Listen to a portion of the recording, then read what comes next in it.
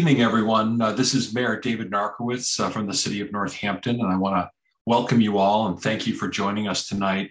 This is our fifth Picture Main Street public meeting, which is part of a longer-term process that we've undergone in the city as we look at the future redesign of our Main Street in downtown Northampton. On the screen tonight are, for those who may be new to the process, these have been some of the key goals of this project. Obviously providing safety and access for all, making sure that it's safe and accessible for people of all ages, travel modes, including walking, biking, transit, and driving. Obviously, we all want to promote a vibrant and attractive downtown. I think one of the things that's come out of this discussion and debate, I think there can be no doubt that we all love downtown and we all want to see downtown be successful into the future. And so the future redesign of downtown will be key to that. And then obviously we want to create a functional, enduring, and sustainable landscape, making sure that we can continue to support resident, business, tourist, and city functions as we make major upgrades to not only the streetscape but also the underground infrastructure that will be part of this project as well. So I want to thank you for coming tonight. I'm eager to listen. Obviously, there's been a lot of buzz lately, just judging by the letters to the editor page of the Gazette. A lot of interest in this project, and that's exciting. And so we did following the last meeting where we presented the alternatives. I've made the selection of now focusing in on alternative 3, which is really where we focus tonight and hear about that, and also obviously hear comments about that as well. So with that, I'm going to turn it over to our Director of Planning and Sustainability, Wayne Fiden, to get us going further into tonight's meeting. Great, thank you. So most of the presentation will be from Jason DeGray at Tool Design. I just want to do a couple of very quick announcements. One, just so everyone understands, because there's 2 parallel processes going on, very different areas, but I know people get confused sometimes. We're currently working on a Commonwealth-funded program called Rapid Recovery, which is looking at how do we help recover downtown and the community at large from COVID. It's a different space than Picture Main Street. Picture Main Street's really focused on what's Main Street going to look like, what's the public realm going to look like in 2025 and after that. Rapid Recovery is much more, what are things we should be doing in the next 30 days, 60 days, 90 days, to move us forward. So different time schedule. There's some overlap between the 2. So I'm just going to focus on one thing. For example, on the list, you see bridge lighting. We heard during both the Picture Main Street process and during Rapid Recovery that people really thought we should be doing a better job at lighting underneath the railroad bridge to tie together the 2 sides of downtown. We felt that was a pretty light lift and shouldn't wait 5 years for Picture Main Street. So we're doing that now. We've hired Tom Douglas Architects to do the design for lighting, and we're looking for funding to move forward. So again, Rapid Recovery is a different area than Picture Main Street, but there's some overlap as we get ideas. There may be some things that someone may say tonight that we say, well, we could do that in the next 90 days. Let's move forward in that process. So one of the other areas that fits in that is, besides the bridge lighting, we're generally thinking about wayfinding. The mayor and city council allocated funds a few years ago for wayfinding. You see the intelligent parking signs that we put up on Main Street. The next step coming the next couple of months will be brand new newspaper boxes downtown that replace all the privately owned boxes that sometimes don't look very good.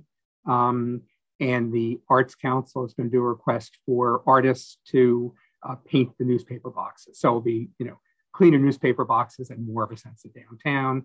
We're getting 2 SUFA wayfinding signs downtown in the coming few weeks. So all those projects are going forward.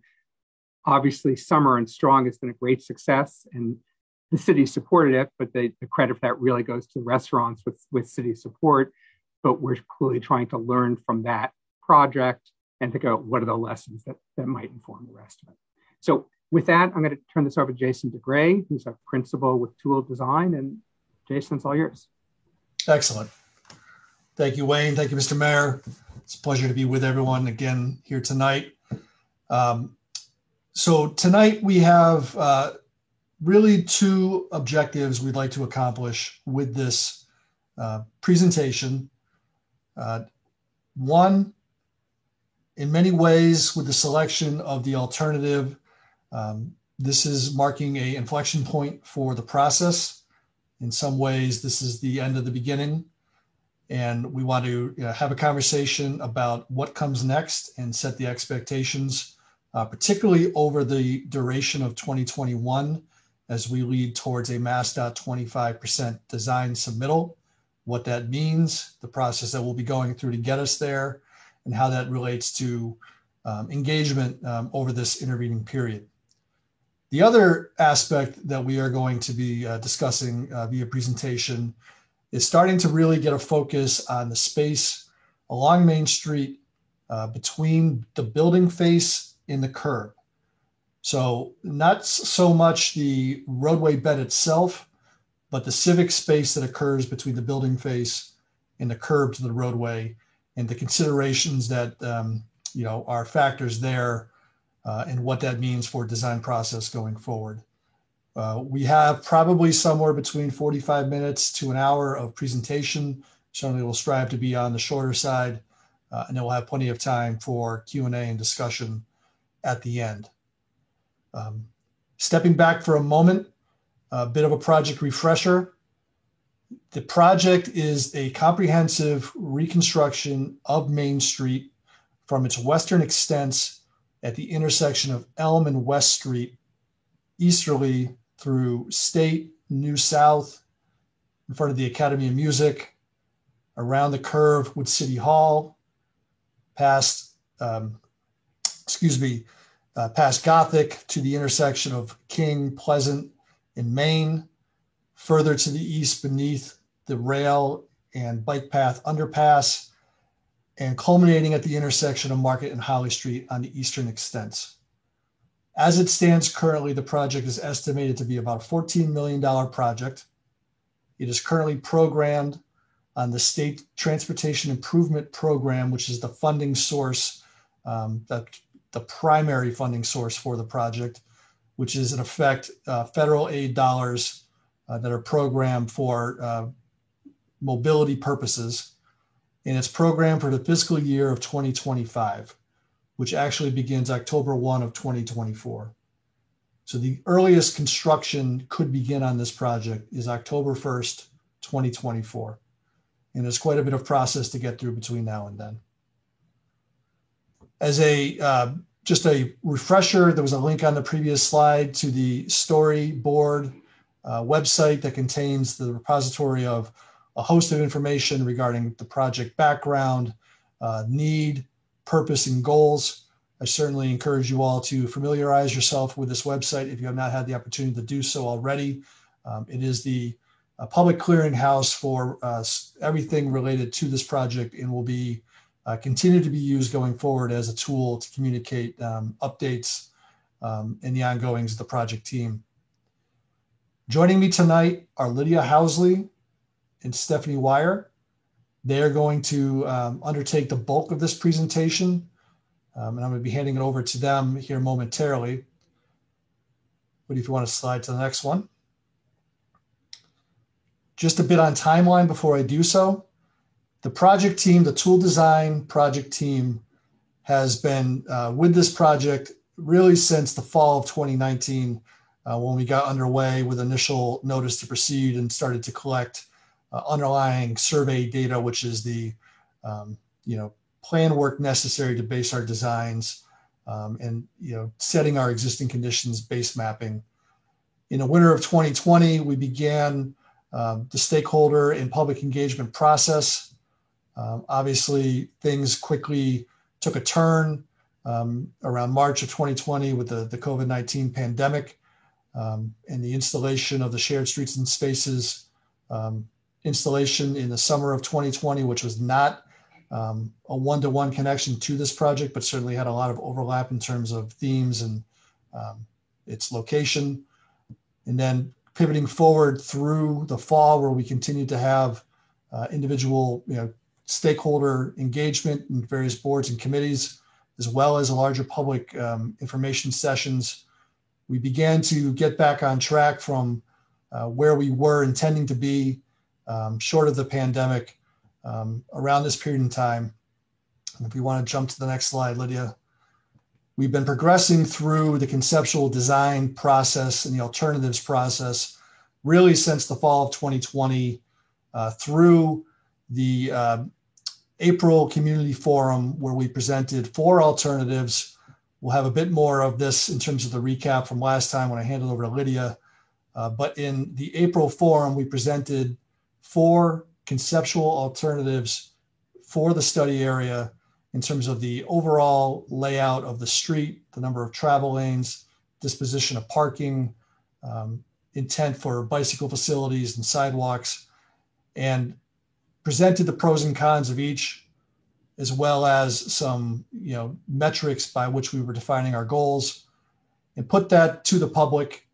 There was a following survey that was conducted post that point in time, which we were going to provide some information as to what that entailed.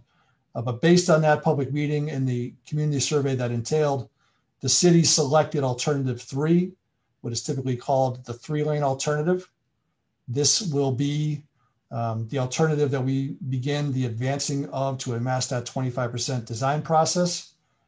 And today here in the June forum, we are essentially at the inflection point between the early conceptual alternatives and the development to the 25% design process. Just a couple things to be aware of in this process.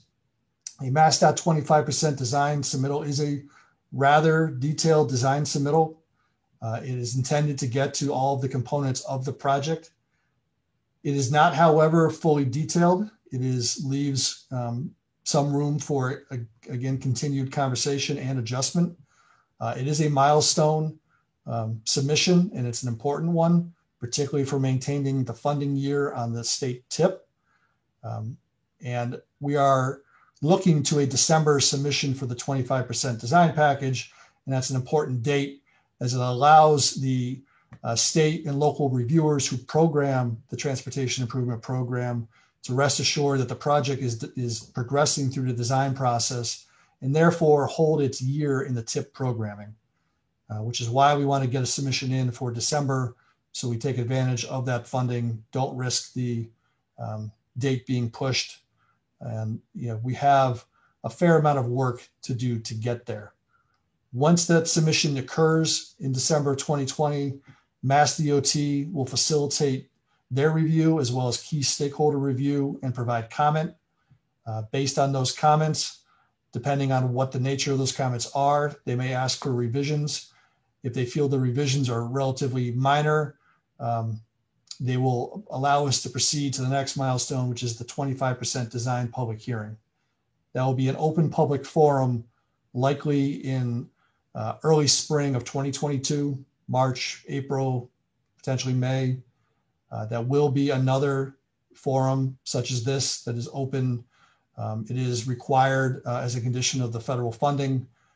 It will be an opportunity to discuss the status of where we are, things that need to be adjusted or addressed based on how review is going and what the public need would be.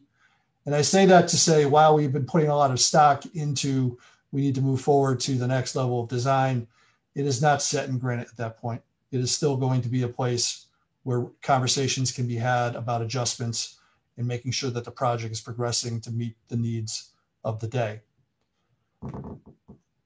Lydia, if you want to advance to the next one, from that point after the design public hearing, we are into more detailed design where we're setting fine grade points and really detailing out and generating construction documents to put out to bid.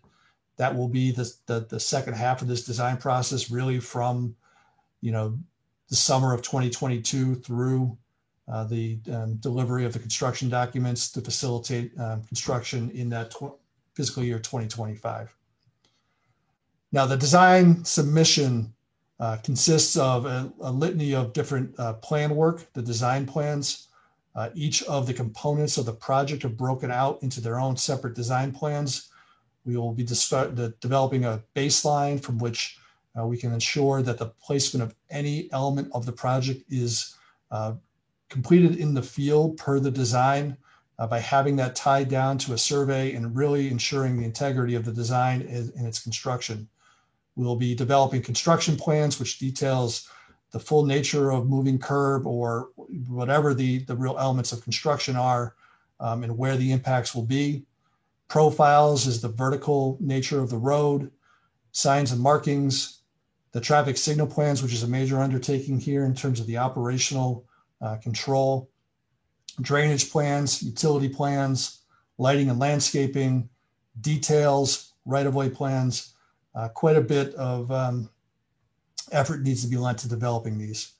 In addition, there will be a functional design report, which is essentially a written document that describes the existing conditions, the need, the volumes, the safety analysis, the various alternatives that were vetted, the operational analysis, and finally start to give some sense of construction management and what the early thought is around how that would be maintained and phased, and how traffic would be controlled during construction. There's also a design justification workbook. There are certain requirements of the federal aid process, which if you cannot meet, need to be justified. This is a requirement regardless of project that needs to be completed. Early environmental coordination, which is coordinating with all historical and cultural entities which have bearing in this study area, notifying them of the project, allowing them to provide comment as to their conditions and potential concerns around the nature of construction. A geotechnical report where we need to get information about the soils beneath the roadway as it pertains to the ability to develop drainage or green infrastructure components, as well as sizing foundations for signal equipment. And it also impacts the final bullet of the pavement design, which would essentially ensure that the pavement base of the roadway is suitable to meet the needs of the volumes and types of vehicles that are driving along Main Street. So we have a fair amount of work to do. And the pivot point here is that the design alternatives that were presented last time provide the framework for which we are advancing to the next step. The conversations to come from this point forward really need to be about design considerations at a different scale, at the scale of the block level, block by block, the specific considerations of the context of Main Street. How do all these components fit together in real space along Main Street? That is not something that's necessarily best served in a role plan from end to end, but really diligent focus at a much zoomed in scale. And how we, as we navigate that design process with all of you, the forums by which we have communication will take a bit of a different feel. They'll be more tailored towards place, subject area, and not necessarily as broad as a overall corridor plan in large public forums such as this. The next large public forum that will occur subsequent to tonight will be that design public hearing in the spring, late winter, early spring phase of 2022. So with that, I'm going to hand this over to Lydia Housley to give us a recap of our meeting last time. Thanks, Jason.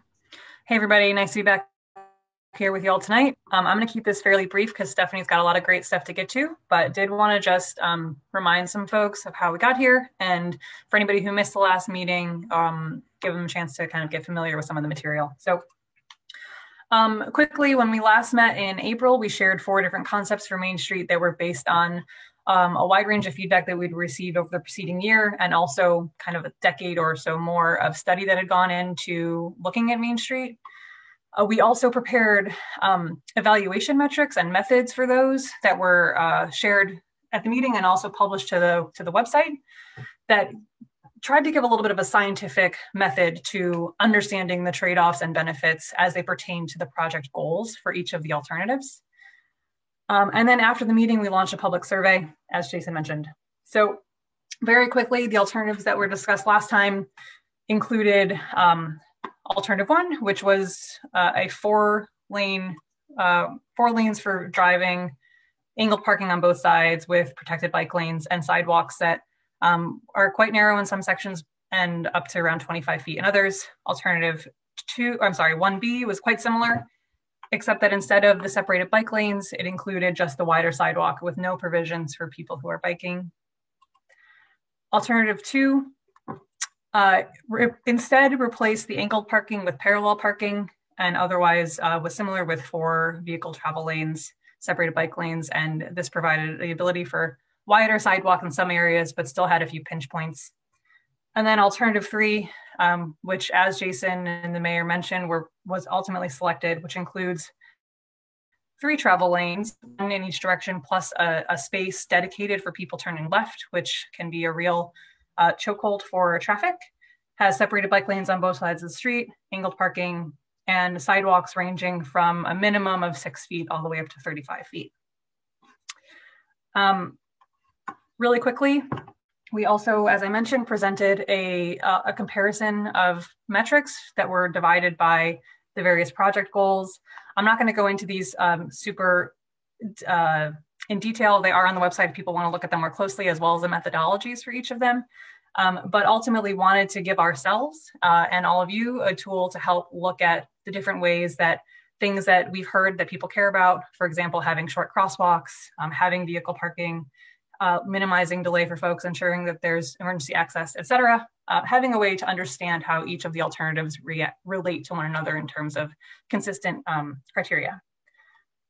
And then the survey results. So we had a pretty good response. We had not quite 1,300 people complete the responses. We took a look at where those came from, and around 55% came from right in town, either Northampton or Florence. We also had at least 2% of responses come from Woburn, Chicopee, East Hampton, and Amherst. And then we also received responses, at least one response from 178 other cities and towns all across the region. So folks who are visiting Northampton maybe infrequently have their eyes on this as well, which was, I think, it was nice for us to see. So the survey really asked two things. The first was, the results are shown in this slide, asked folks to say which of the, or how important each of the evaluation criteria were to them. And this was intended to give us an idea of if any single evaluation criteria really needed to be considered much more strongly than others, even if as a kind of design team, we thought they all felt like maybe they were on equal footing. To help orient people to what this chart is showing, things that are, boxes that are in the lighter yellow show a lower percentage of folks who selected that response, and darker yellow is a higher percentage. And we asked people to rank these on a scale of 1 to 5, where 1 indicated that that metric maybe wasn't that important to them, and 5 was very important. And what we really learned from this was that, you know, our inclination was kind of correct, which was that people really want everything on Main Street. They want it to work from a wide range of perspectives. They want it to be safe, and they want it to be green, and they want, you know, everyone wants to have their cake and eat it too. And we, I think, want to provide that as part of this project. But I will say that a few things did stick out to us, and that's that the 2 metrics that had the highest level of folks saying that it was very important were both about trees and green infrastructure.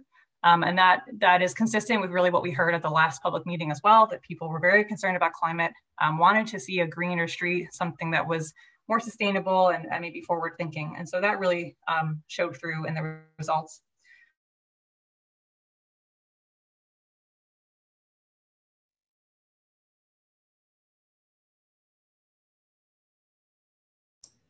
I think we may have lost Lydia here for a moment. If you want to bear with us in technical difficulties, I'll see if I can get a resolution in the next 30 seconds.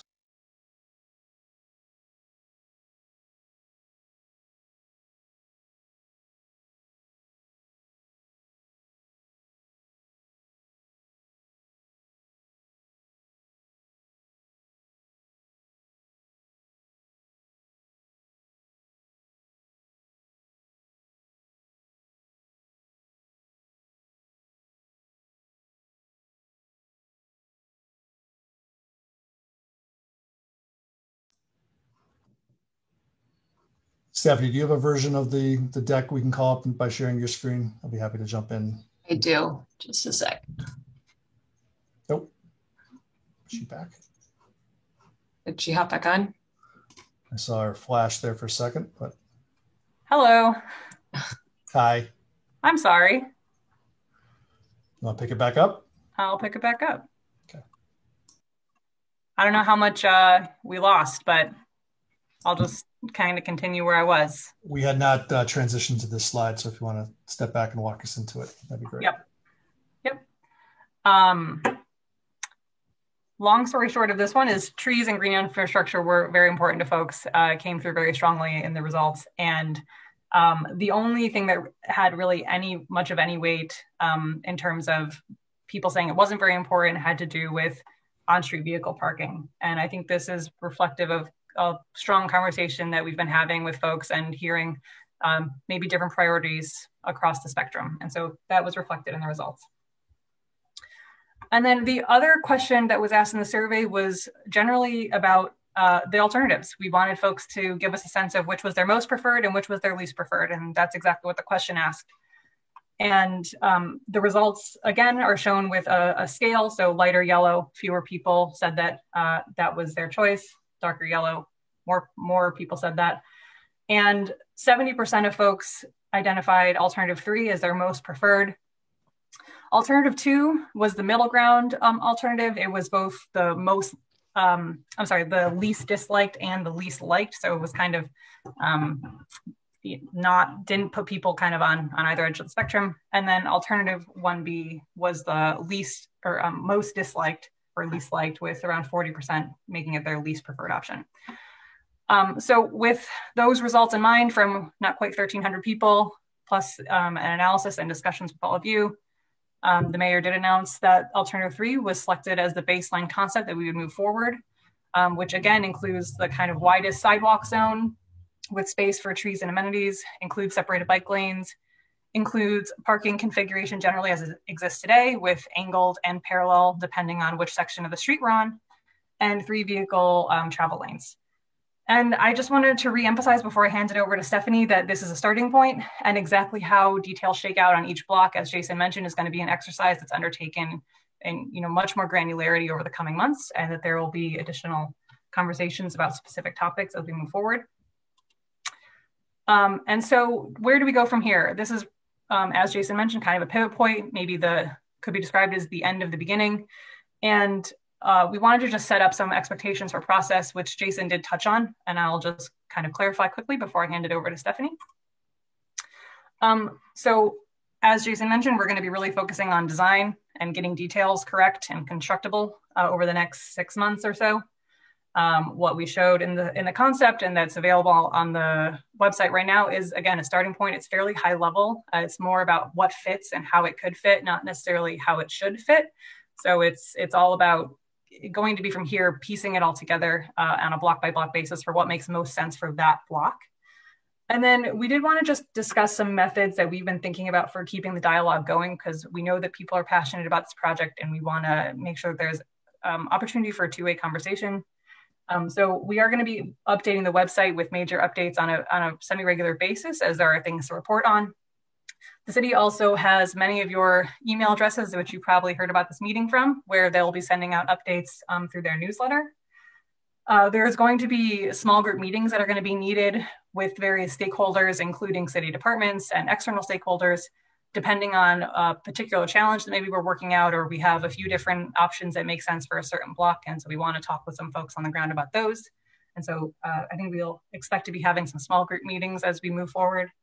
And then again, that next large scale public meeting will be likely in sometime in early 2022, which will include not just a meeting in a large scale, but also a formal public comment period that is, provides an opportunity for written comment as well that would go on the record.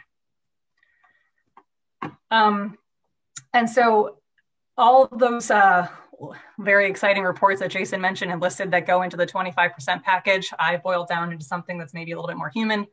It includes an analysis and refining all the traffic operations and getting those into signal plans, delineating the sidewalk zones and special spaces that we're going to talk about today, building in all of our accessible curb ramps and all the amenities for folks that require, us to figure out all the grading elements. Continuing to work with city departments to co-develop maintenance plans so that all of this stuff can be maintained in the long term. And also more thoroughly evaluating the health of our existing trees out on Main Street so that we know which ones can survive and should survive in the future. But these two here in the middle, delineating our sidewalk zones and discussing what happens in between building faces and the curb, and thinking about special spaces on Main Street, which we'll define a little bit more for you. I know it's a little nebulous right now, are really the two things that we wanted to focus on. We have spent a lot of time talking about the way the streets should be chopped up. And now we want to start to focus a little bit on the space that makes Northampton really exciting for folks. And that's all the businesses and the places that people want to go and sit and stay and meander and linger and talk with neighbors. So with that, I think I'm going to send it over to Stephanie. All right, so I'm Stephanie Wire. I'm a landscape architect at Toole Design. Really glad to be talking with you about what makes the street a place, the place you want to be. So we're gonna take this time. This is still going to be a fairly high level presentation. We just want to. You can go to the next slide, Lydia. We want to take this time to break down the different sections of the street. So this is alternative 3 that Lydia just showed you. But we want to kind of look at it in a little bit more detail so you know what some of the rules are that we have to consider in design and some of the considerations. And then we'll get into those special spaces toward the end. You can go to the next slide.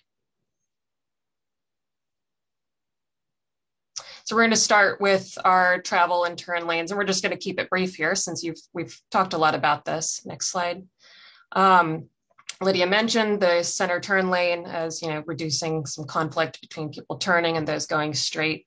The center turn lane, along the corridor will also help provide some additional maneuvering space for emergency vehicles. And, the overall goal is to get everybody through in a safe and efficient manner. And dimensionally, what we have to think about is travel lanes and turn lanes. They both need to be a minimum of 10 feet. And we're generally showing between 11 and 14 feet. The higher end of that range kind of plays against angled parking, where you tend to need a buffer between those who are backing up and those going straight. Next slide. And you can keep going. So now we'll just talk a little bit more about the parking. There is large portion of angled parking as part of this concept, but still parallel parking, such as east of King Street, where you see it today. It seems very simple. This is the place I store my car, but really this is a very managed system. It's an elastic commodity, and so we will design in pricing and time restrictions that really manage the supply of cars so that we can affect the demand for specific parking spaces at specific times. So it's a large thing a large system to figure out. Just the other sort of principle here or little rule is that accessible parking is always free by law. Dimensionally, accessible parking needs to be at least 8 feet wide. Most spaces in general are at least 8 feet wide. But accessible parking will also have a 5-foot clear aisle next to it. Parallel parking spaces generally require a minimum of 7 feet, and we are currently showing 8 feet. And then angled parking is a little bit of a different animal. Again, the parking is about 8 feet wide, the space that you're driving in, but the length of the parking area, so as shown in the graphic, that whole space that makes up the cross section, that length really depends on how the parking is angled. And so that kind of affects the different dimensions in the street. You can go to the next slide. And so that's, the basic breakdown of what's happening in the roadway itself. And now we want to focus more in on what's behind the curb or between the curb and the building, what we kind of broadly called the sidewalk zone, but there's a number of zones within this, including the bike lane and its buffer. this area is doing a lot. You have active travel by pedestrians and cyclists, and you have people getting on and off of transit. You have people getting in and out of their cars, so you have to think of it as a transition space, as part of that buffer. This is supporting outdoor businesses, or helping you support yourselves by providing space for cafes and retail displays, supporting public art and street furniture and trees, of course. Some of the basic rules that we have to follow are that minimum space that is necessary to be completely clear of obstacles. Cafes cannot be within it, trees can't be within it, the tree pits have to be clear. There must be a 4-foot space left so someone can get through. That is an accessibility rule. Generally, 4 feet would be ridiculous on Main Street. This is a street that deserves a nice wide sidewalk, and a restricted space might be a minimum of 6 feet, but generally our areas are much wider. The bike lane, so you have the principal sidewalk for pedestrians next to the building and the bike lane closer to the street. As you can see in the graphic, the bike lane, just a general requirement, not necessarily the rule here for Main Street, is that a bike lane width would be 5 feet minimum, against a 3-foot buffer, the buffer being next to the parking. And part of the reason the buffer needs to be about 3 feet is next to parallel parked vehicles, you generally want room for doors to open, but that 3 feet also allows you to have space for the things that would be within that zone, such as parking meters or signage. The buffer between the bike lane and the sidewalk has no specific width, but it really depends on what you're trying to put in there. You can go to the next slide. And so this is just a little bit more of a detailed look at each of the zones. Pretty much covered the bike lane and the curbside buffer. The only other thing I'll say about that curb buffer is that it's generally 3 feet at a bus stop. It's going to be at least 8 feet wide. The furnishing zone or treeway that is between the bike lane and the pedestrian zone, this is a zone for lighting, for seating, for waste receptacles.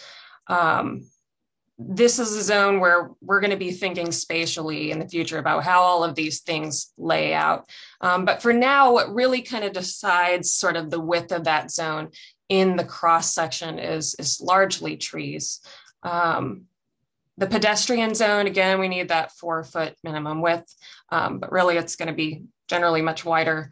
And then the frontage zone, we just want to consider as something it's outside of what needs to be kept clear. And so generally your outdoor cafes, outdoor displays, planning that business owners may place out, go in the frontage zone next to the building.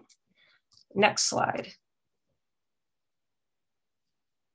So we do know how much you all really value the trees on Main Street and how we really want to set up Main Street's trees for long-term growth.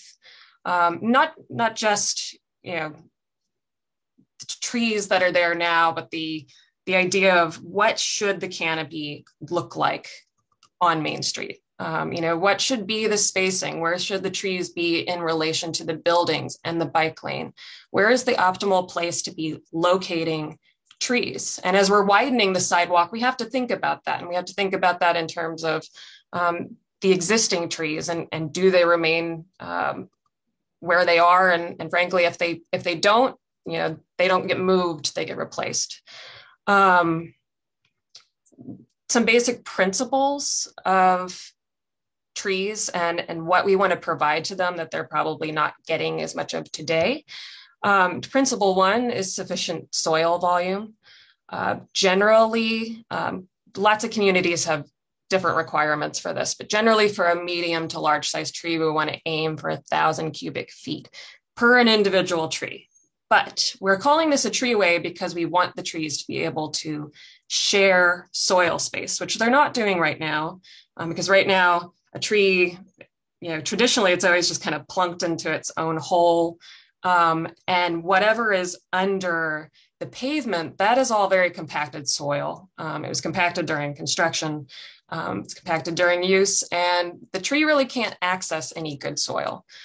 So we want to open up a whole treeway that trees can share soil. And generally, when trees are able to share soil, you can also kind of reduce that 1,000 cubic feet. Up to 25% reduction. Doesn't mean we have to aim for that. But so beyond soil, we also want to make sure we're providing room for the growth of the base of the tree and the trunk flare, which you can see in this lovely drawing I stole from Jim Urban, who's a landscape architect well known for his work with trees around the country. But that trunk flare, which you can see out on Main Street today, it's very important that we're not placing anything around the trees while they're young that's really going to prevent the expansion of that trunk flare in the future, or that would somehow damage it. So for instance, we are probably not aiming toward tree grates because those are very well known, very guilty of constricting trees as they grow. Also, that goes for the roots directly within that area as well. We want to be just generally careful and connected to the next point about making sure that we're getting water down to those roots, air down to those roots. So water in, water out are other principles we want to consider, and what kind of surface are we providing along the treeway. And then I think a big one that gets ignored a lot is we need the trees to be able to develop good canopy, and we want them to not be competing against each other as they're doing that. Or, they need, all of the trees will need light and air, and we don't want to crowd them out. So generally that requires a minimum spacing of 35 feet. And then finally, none of this will matter if we don't get good trees planted in the first place. And so we want to make sure that as we're going through the design and into the construction process, that we are going through a process that's going to ensure we get good trees. And to that point, we need to make sure that we are, if we're putting the trees where we want to put them, what is the pattern that we're developing along the street? And are there places where the existing trees need to come out to better develop that pattern and make sure we're getting healthy trees in there? We are doing a tree health assessment right now to make sure that we know what is the quality of the trees along the street right now. And so I will say that does get to the point of we have to consider whether there's a tipping point to whether we plant maybe all new trees, which would kind of drastically change the canopy for at least 10 years. But right now we're very much in the study and assess and weighing the pros and cons. So next slide.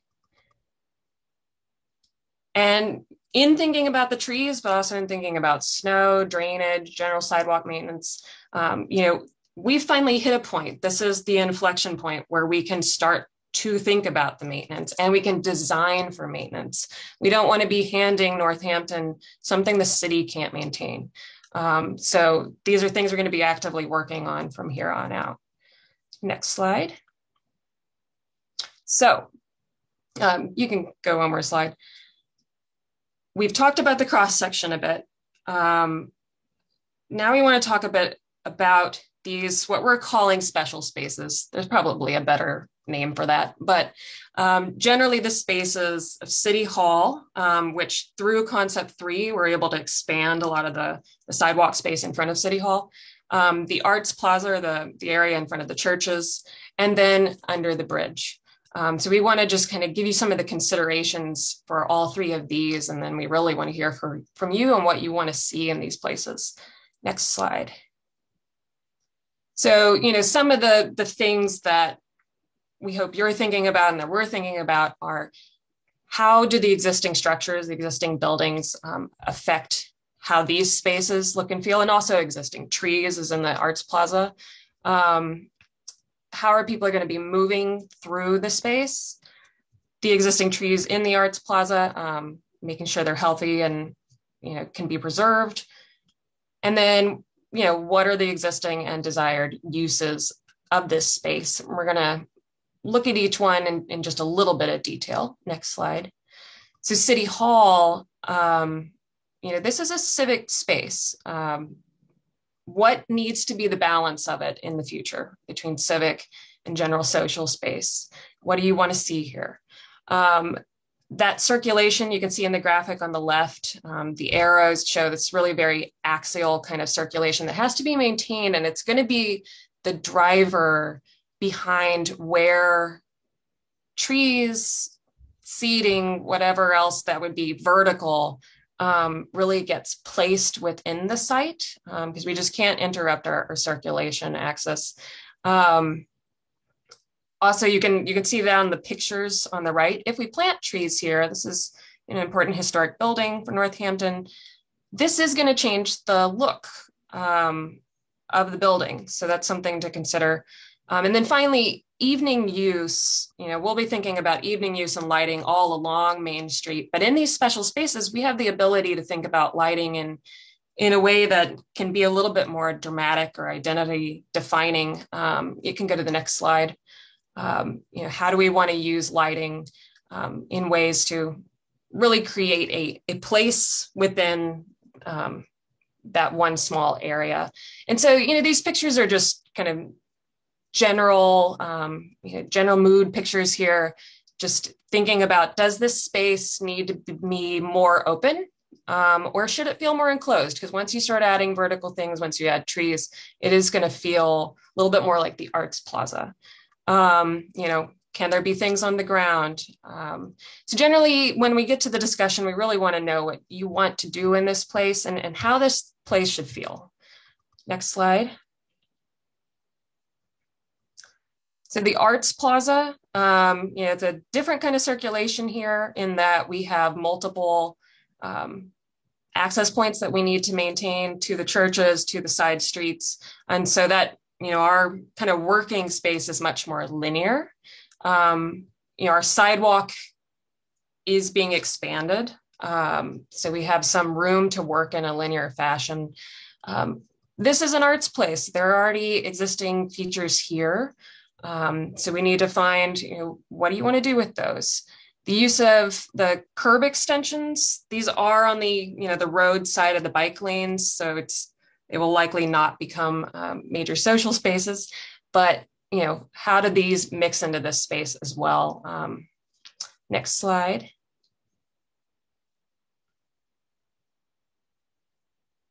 And, so with the Arts Plaza already being an established kind of place, we really want to know what you value in there now, what you want to see kept, and then again, what you would like to see in the future. Next slide. And we're almost done. So the bridges, Wayne mentioned earlier, an architect has been hired to address lighting. So the specific scope of what we'll be covering, we're figuring out. Generally, we want to address drainage issues. We want to make sure this is a place that's comfortable to walk under, particularly at night, and that what we're doing kind of works with the lighting that'll be set up. And then we want to make sure, this is an opportunity zone. How do we make it into its own unique place? But some of the considerations are, structural limitations and Pan-Am policy, what they'll allow to be used, but also structurally what can be used under their policy. And then the safety issues of trucks hitting the bridge, we would need to be cautious about anything we propose to be on the bridge structures themselves. Next slide. I think that takes us to next steps. And so, Jason really kind of outlined what the next steps were, but this is just the basic summary, headed toward 25% design, and many conversations with MassDOT, plus many more conversations that are targeted conversations with stakeholder and community groups. So I think that's all we have for you, and I'll let Jason kind of lead us on the discussion. Yeah, just a last word on that MassDOT involvement. MassDOT is the arbiter of the federal aid dollars that would be used to fund the project. Them becoming integrated into these conversations is a key component. That's going to start pretty much once we break this meeting and start to have some initial conversations with them about the planning that's been going on to date. Conversations have been had with MassDOT around this project, but now some specific proposals are being developed. They'll become more of a routine stakeholder providing input and essentially guidance in some forums for the project development from here on out. So we do want to open this up to discussion. We're going to ask you to use the raise hand tool in Zoom. You will be muted until one of the hosts unmutes you. We're going to go sequentially in terms of, basically in terms of when hands were raised. So we're seeing a couple already. Just a couple of things I want to note before we get into it. We really do want to hear from all of you in terms of the priorities around the civic space that Stephanie outlined. I would really value some direct comments related to thoughts and priorities there. We do recognize that there's a lot of passion and opinions out here that we're anticipating hearing related to some of the underlying components of the alternatives and what was in alternative 3. I think everything is fair game. We understand, let me step back for a second. The forum for which further design development is going to occur at a different scale. It's going to occur at that more detailed block level. So certainly vocalizing opinions here today is welcomed and open. This is not the forum necessarily for essentially deviating from the endorsed alternative 3 that we are moving forward with to set up the next phase of the process. But having said that, I think we're ready to move into this discussion component. Wayne, Mr. Mayor, I don't know if there's anything else you want to add in before we open it up. All right. So Tina Ingman is the first hand raised. I'm going to click to ask you to unmute, and please do start us off. Okay. Well, I prepared some remarks, but I want to say thank you for all the good work so far. When we moved to Northampton 20 years ago to live out the rest of our lives, I was so in love with this paradise city, and I still am. Soon after we arrived, I remember attending a community planning meeting where residents could give their input about downtown. And at the time, thinking of some of the best cities I've seen, I wrote that trading individual car space for more space, people space, would be a dramatic improvement in the feel of the city. Now, 20 years later, there's an equally compelling reason to add people space and trees. It is getting hotter every decade. Anyway, in the meantime, our city planners, elected officials, and others have made some truly outstanding changes, including Pulaski Park. And by the way, remember that we came within an inch of tragedy with a Hilton and its private restaurant using Pulaski as its front yard. I feel that the current Main Street design is even more important to the feel, sense of place, and functioning of our dear city. And I think we're off for a really good start. I mentioned the planning meeting 20 years ago to make the point that the chance to make substantial changes to a city center are rare. I've been following the Main Street design and adding my 2 cents during community input, but I was disappointed that the best option 3 still gave over to so much parking on Main Street. I have long thought that we should designate parking on Main Street for those who need it. Lots and lots of handicap parking, 5-minute pickup spots, and loading only. We should replace the angled parking with space-saving parallel parking to leave room for trees and people-centric, people-attracting streetscaping everywhere possible. I strongly agree with the improvements suggested by the Main Street for Everyone group. I want our city to thrive as a favored destination for our community, for the region and beyond. But I think we need to go the extra mile if we want to stand out. And remember, it is getting very, very hot.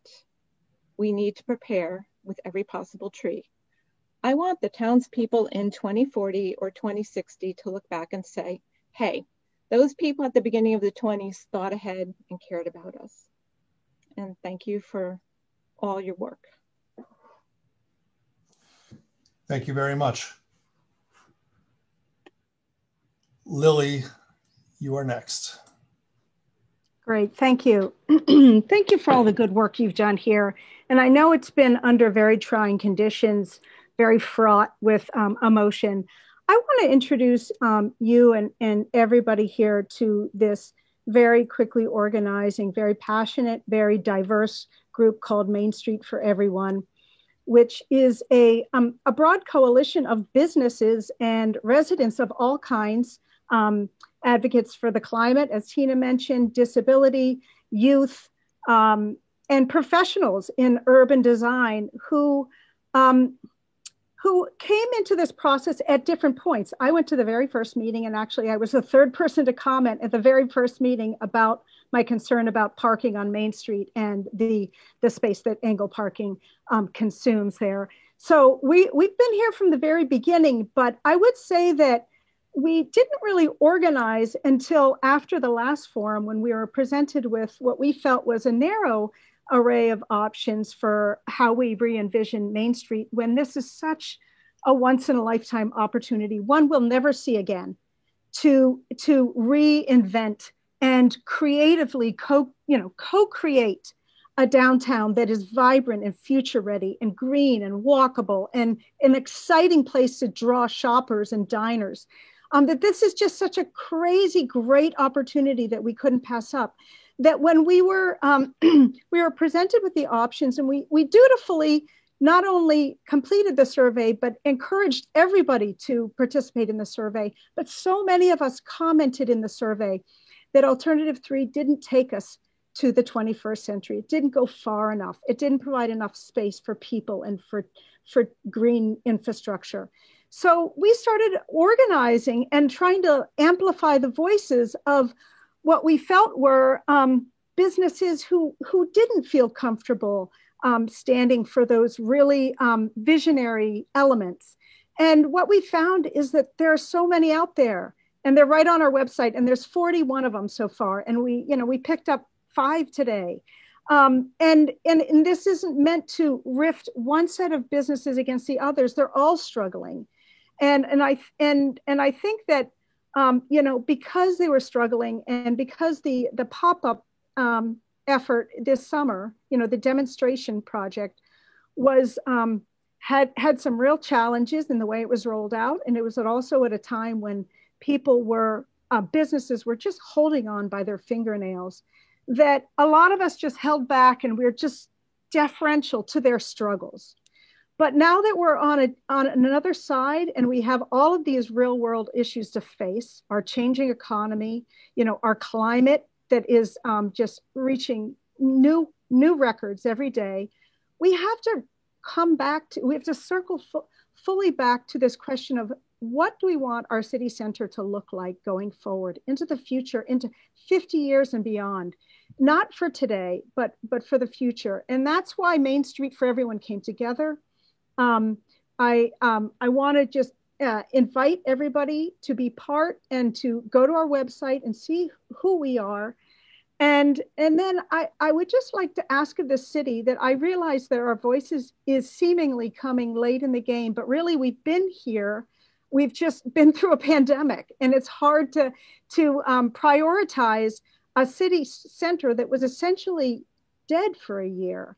In the midst of a pandemic. So, with full appreciation for the challenge the city faces, I want to give us I hope you'll give us an opportunity to have our voices heard tonight, and to, lay out some of the reasons why we think that we need to shrink our city street even further to make room for people and trees. And maybe even if you could indulge us in the exercise of showing us a design of Main Street that includes parallel parking instead of angle parking, so that we can really look at that trade-off and go, this is what we could gain by it, and allow us to judge then. Thank you. Thank you, Lily. James Winston.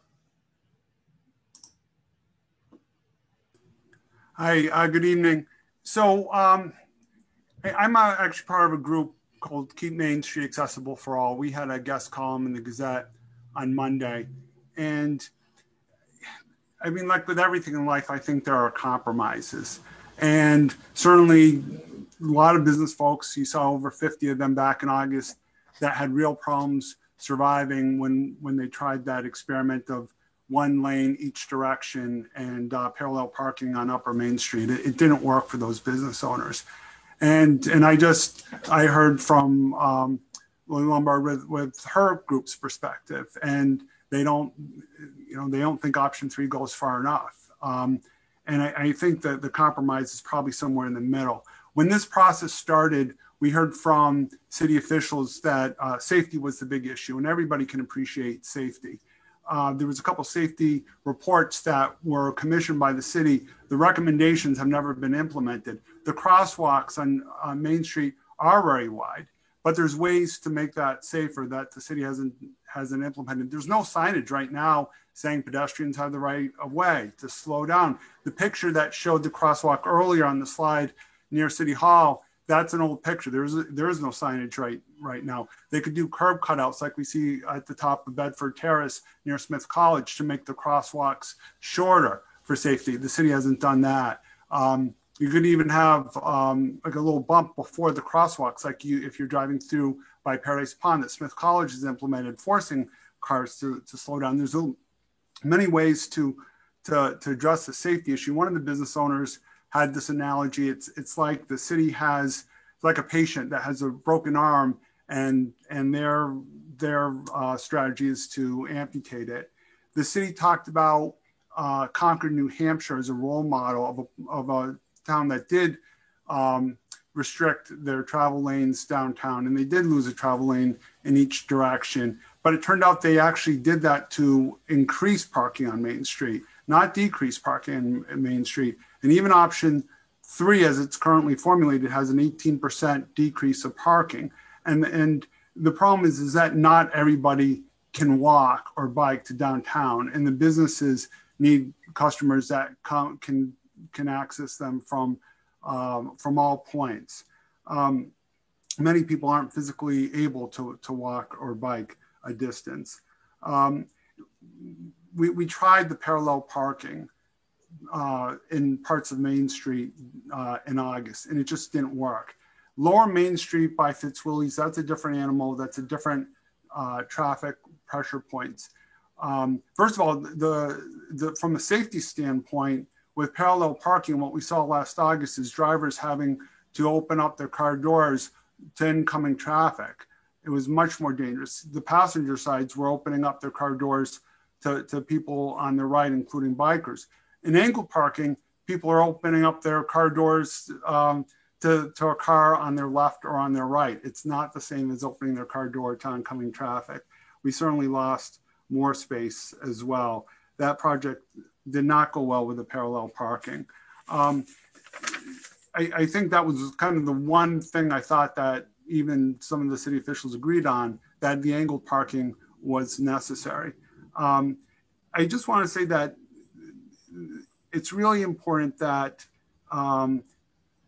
that we consider all stakeholders and property owners, business owners, because they vote with their feet. And we've seen a number of empty storefronts on Main Street. And if they can't make it because they don't have enough people downtown, they're gonna close. And that's gonna shrink the city's tax base if they don't have the real estate property taxes coming in from the downtown properties. And then what happens is the city has to look for that money elsewhere to citizens. And so I'll just come back to conclude where I started, that I think as many times in life, ultimately a compromise that doesn't make everyone happy. There are a lot of people, especially in the Keep Main Street Accessible for All, that doesn't want to lose travel lanes and doesn't think it's necessary and doesn't want to lose parking. But I think there's a concession that yes, we is part of a compromise that's going to happen. But I think the other side has to also recognize that they may not be entirely happy with option 3. They may not like the angled parking, and they may want less cars on Main Street. But at the end of the day, it's a compromise, and I think that's ultimately where the city should be heading. That's my recommendations. Thank you. Thank you, James. Nick Howe. So thank you for the presentation. It's exciting to think about the design. I have a question about the bike lanes. And I noticed on all the designs show split bike lanes, one on each side of the car lanes. And maybe there's a good reason for that. I think it's worth considering putting them together. Partly because when you're crossing the street, then you only have two traveling sections two sort of discrete sections across, the roadway and the bikeway. And I think it might give us some exciting freedom when we design those special spaces if we only have two kind of access right of ways to place. And also we save 3 feet of buffer zone if the two bike lanes are next to side by side next to each other. So I think that should at least be considered somewhere. As I say, maybe there's a very good reason not to do it, but I think that there are also some reasons possibly for it. And so I wanted to speak up on that. Thanks. Thank you, Nicole. A two-way bicycle facility is something that we have considered transitions with two-way facilities, particularly at signals when you have contraflow bikes coming against the flow of traffic in the opposite direction is a carefully managed safety consideration. It's going to would introduce a fair amount of signal equipment and technology that would be, need to be very carefully vetted and understood. And TOOL has certainly designed our fair share of two-way facilities. I would also say that, as Lydia pointed out earlier, there's more detailing around the bicycle facilities, even in the unidirectional way that they were represented on the conceptual plan, particularly access to side streets and how bike movements would cross the street at very specific locations. And that's something we look forward to detailing out more with the public as we go forward in this design process. Katie. Hi, can everyone hear me? Yes. Thanks for this presentation. I really appreciate it. I have lived in Northampton for about 10 years and kind of even more than that because I was a UMass student, et cetera, et cetera. Before I make the points that I would like to make, I just want to say that I am definitely an environmentalist and I also care very much about redesigning the downtown. I think that's crucial going forward. I guess, first of all, I want to point out that Main Street isn't just a shopping and leisure destination. It's the junction of 3 state roads, routes 5, 9, and 10. And I just want to point out that we have some ethical considerations to consider if we are going to be discouraging downtown traffic and then redirecting it possibly through neighborhoods. Those of us who commute through downtown are facing 5 days a week of slow traffic and possibly being late. And while I think planting trees is obviously a good thing, I really strongly suggest we look into the science of this. Does planting trees downtown actually offset how much carbon will be emitted because of all the traffic this could cause? I guess what was one of my other things? And, I just want to point out that, this 1,200 person survey only represents less than 4% of our population. And I hope that more voices join in this chorus because I think we have a lot to consider regarding traffic. I think traffic and how much this will affect commute times is the priority over trees and special spaces, although I do appreciate those things. So just want to point that out. Thank you for letting me have my 2 cents. Thank you, Katie. There is a traffic conversation to come. The traffic signal operation and how that meters traffic through Main Street. We've been alluding to it for some time. Getting into the very specific operations at the three major signalized intersections, because the intersection to the west is really one, massive intersection, and the choices to be made there are going to be front and center to particularly the next 2 months. This is going to be an early action item in terms of the design process, as it provides the framing for the rest of the corridor. And I do want to put that out there, that's going to be an important conversation to be vetted with the public here in the months ahead, particularly the next 2 months. Dennis.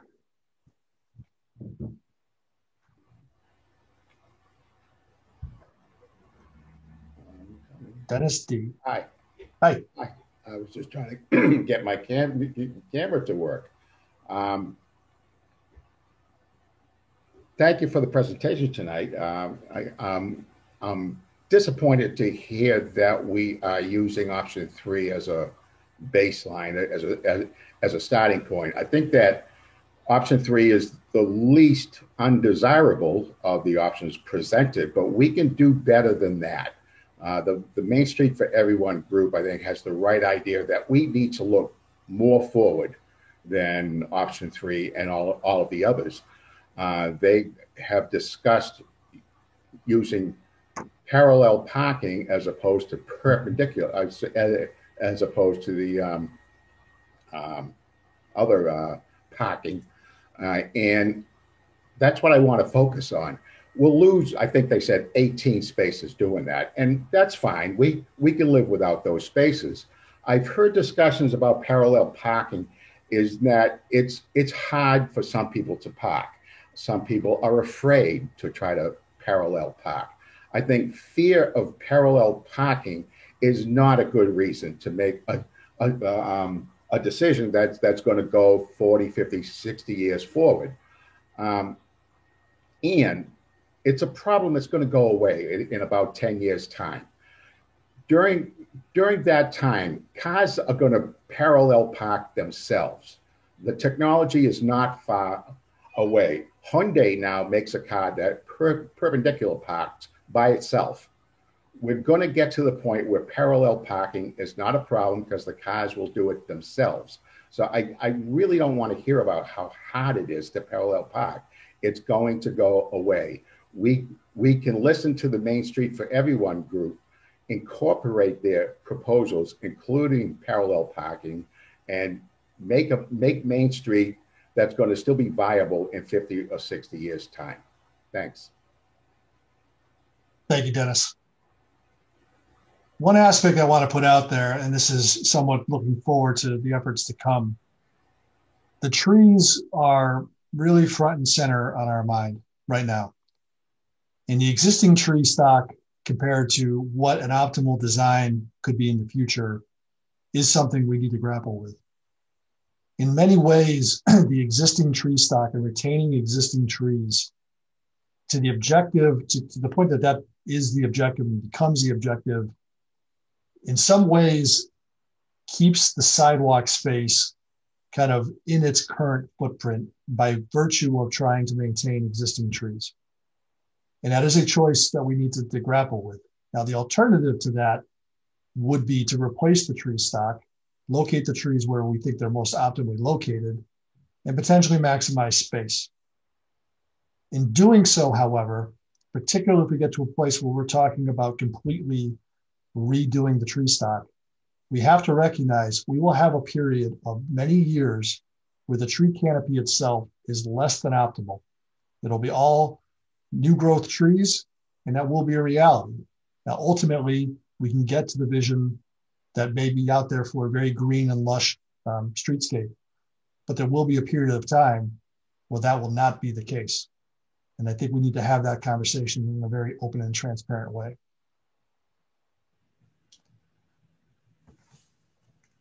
I'm going to say Kira. I hope I got that right. You did. Excellent. Thank you.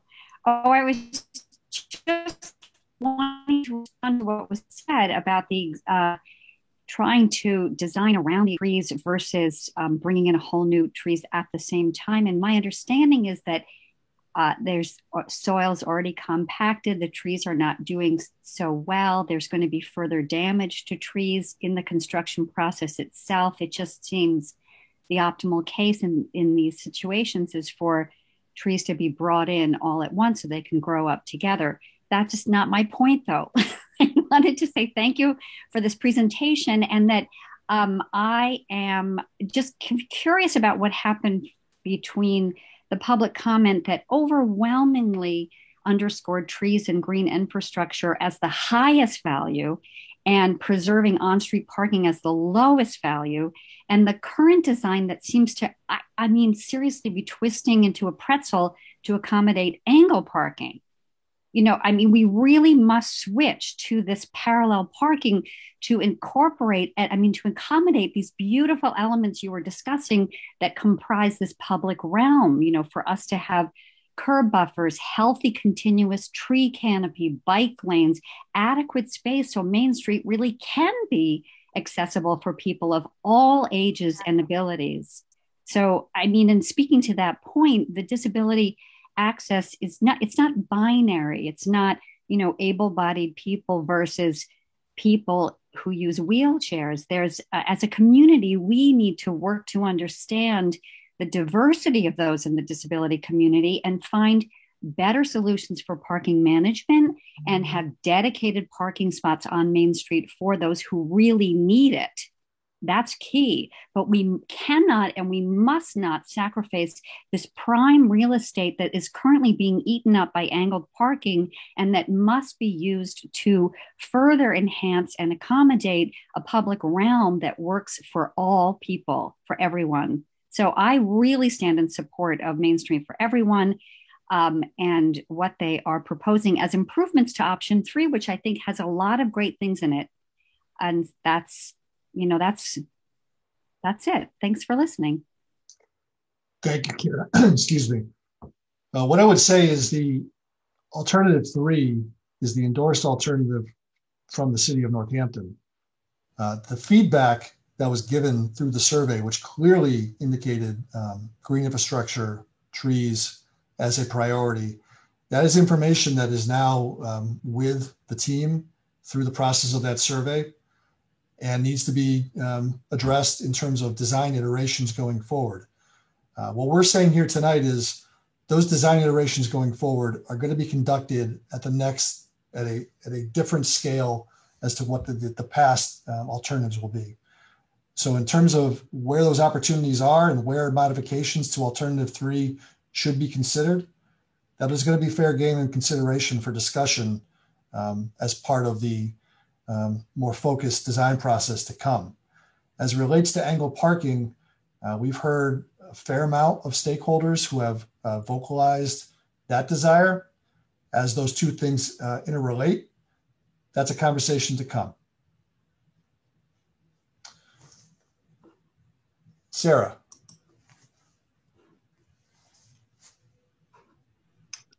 Hi. I'm very, very thrilled by many of the ideas expressed in alternative 3, and I was pleased to vote for it. But I do feel like I've been kind of educated on a lot of the issues raised by the whole idea of redesigning downtown since then. And I too have come to believe that the suggestions from the Main Street for Everyone group are really worth paying close attention to. And I learned a lot from the information on their website. For instance, you know, people have been talking about the greater safety of angle parking, which I would have believed too, just kind of intuitively, but, you know, statistically, it's not borne out. Apparently, the larger number of accidents are associated with people backing out of angle parking rather than parallel parking. And another thing that I learned is of course that the width of the street isn't what controls the, you know, the ease of the flow of the traffic, that it really has to do with the, you know, the signal timing, and that And that therefore the idea of maybe not having a continuous third lane down the middle of Main Street, but having the privileged left-hand turn lane at intersections would, not impede the flow of traffic, but it would be an amendment that could give us still more space to put in more trees.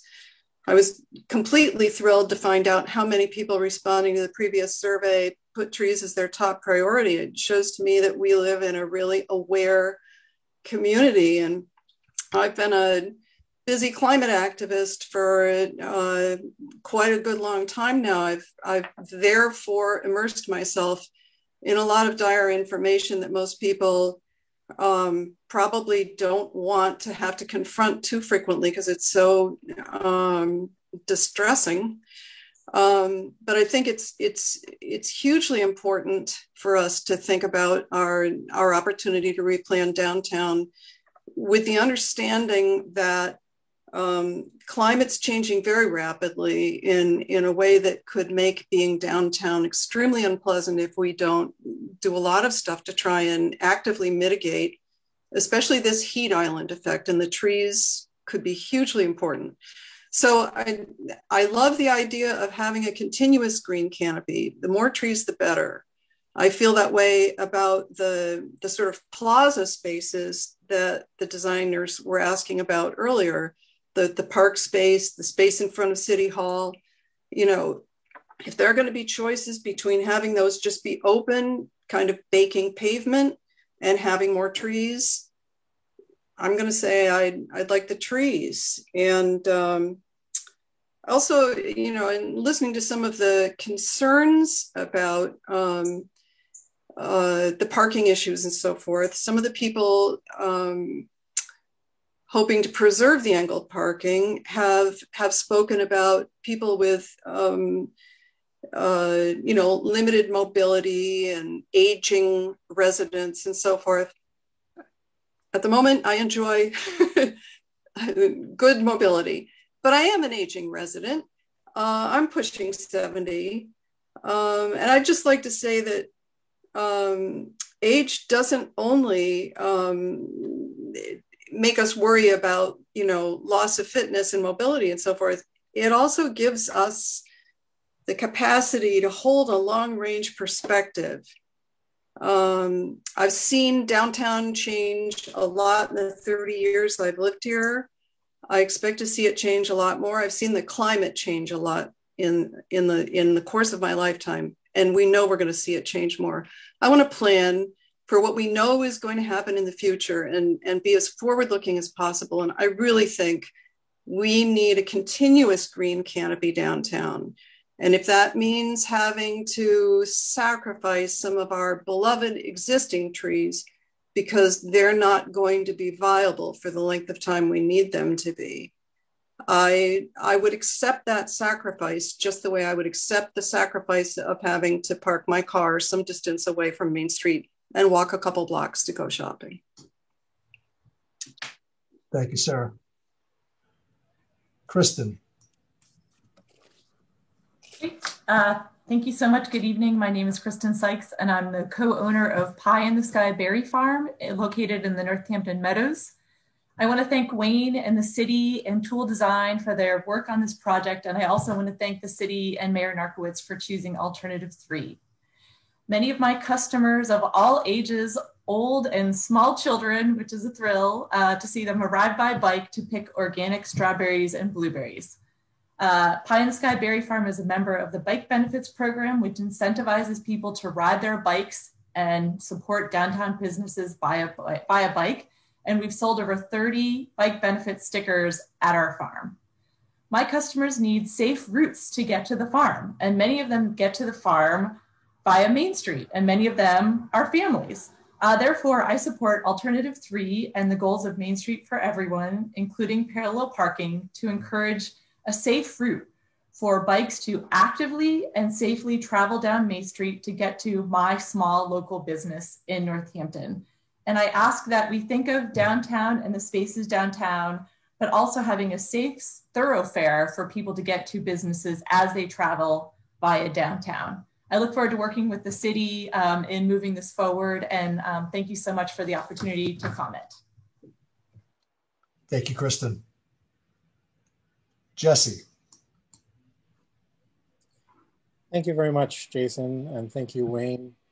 There are 2 points that I would like to address. Since Wayne mentioned the Bridge Street lighting plan at the opening of this meeting, my first comment is about that, though I know that TOOL is not a part of that. I have a considerable concern over the increase in light pollution and how it will affect residents in the direct area. I was also very troubled to hear that there was a mention at last night's meeting that these lights could be used as floodlights in order to force people from the area. That this is even an idea is a terrifying concept, and I strongly urge that this be removed as a discussion point, as it is a representation of passive violence against our community. My second point is about this Main Street redesign. I agree with many of the people who have spoken this evening who are voicing a push beyond option 3 that will strengthen support for pedestrians and cyclists. My comment is focused primarily on the blocks between Conn Street and the Route 5 intersection.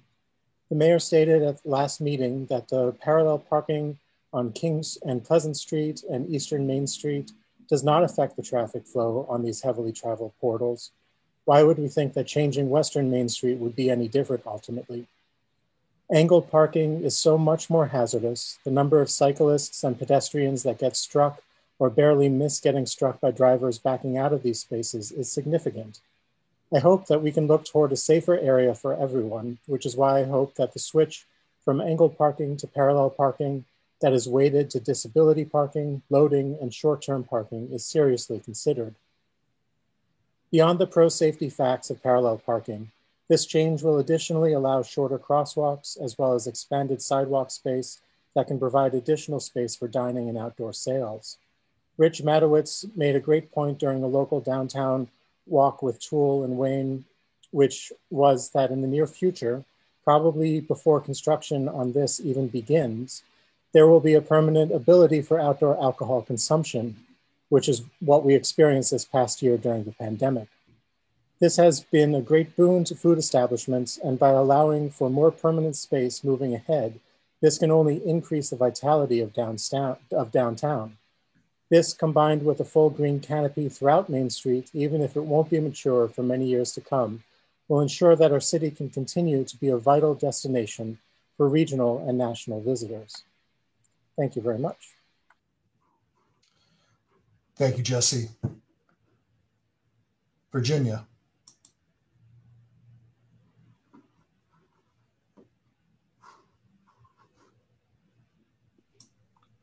Hi, thank you. And thank you for listening and providing this opportunity for us to listen to each other. I'm really heartened to hear the results of the survey and to know that so many people understand the importance of the shade trees to where we're headed, and also increasing space for people. The elements that we most desire should drive the design process, and because without changes, the heat of cars parked and idling and exposed pavement will at some point make it not only inhospitable for people, but will make the downtown impossible a place to grow healthy trees. So it's something that needs to be done now. And what we have is a dialogue, not just between our particular individual wants, but it's a dialogue really with changing conditions in the environment. And we need to use this opportunity to address those. And in considering what to do, I think it means minimizing as much as possible hard pavement and traffic in the core of downtown, and massing green space for the sustainability of the green canopy that we're looking for. And I think that the concept of special places is an opportunity for saving some of the places downtown that are actually working now. The Arts Plaza has elm trees that were planted about 10 or 15 years ago, which are very healthy. They're doing the work they're supposed to do. And that portion of Main Street, I think, could be expanded so that there was not just a belt of trees, but there was an extended green space that perhaps slightly changed the structure of the roadway, so that instead of having sidewalks running right along the faces of the buildings, there might be some ways to play with that, to emphasize the special places that we have, because it hasn't been a big part of the conversation to talk about what we already have, what's valuable, and what we want to save.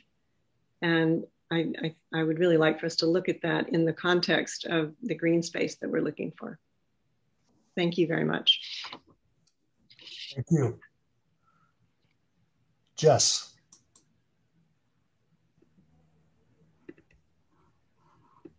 Hi. Thank you all on the city, Mayor Narkewicz, Wayne, Toole, for all your hard work. I was so encouraged at having this people-friendly alternative 3. I think it will really make Main Street more enjoyable for bicyclists and pedestrians alike in downtown. I live near downtown, and my bicycle is my preferred mode of transportation. I often find myself needing to bike on Main Street to get to my destinations, but it currently makes me very nervous unless I'm with other cyclists, even as someone who has been a bike commuter for almost 10 years now. As many of you might know, electric pedal assist bikes are making it even easier for people to trade car trips for bicycle trips. If you went down to Northampton Bicycle and asked them how many e-bikes they were selling, they would say they are selling like hotcakes right now. And many people purchasing e-bikes are new riders and older adults, which are some of the most vulnerable cyclists on our roadways. I was encouraged by the separated bicycle lanes on Main Street. They'll make it so much safer for cyclists, all cyclists, especially new riders, youth, and older adults who are especially at risk.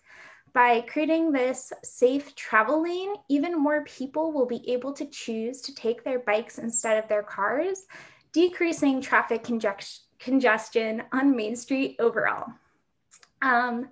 These lanes will also make it easier for cyclists to stop many great businesses on Main Street. I know I always want to go grab a cup of coffee downtown, but it's hard to find a place for me to lock up my bike right now. There aren't enough bike racks. So I really look forward to their inclusion in future design phases.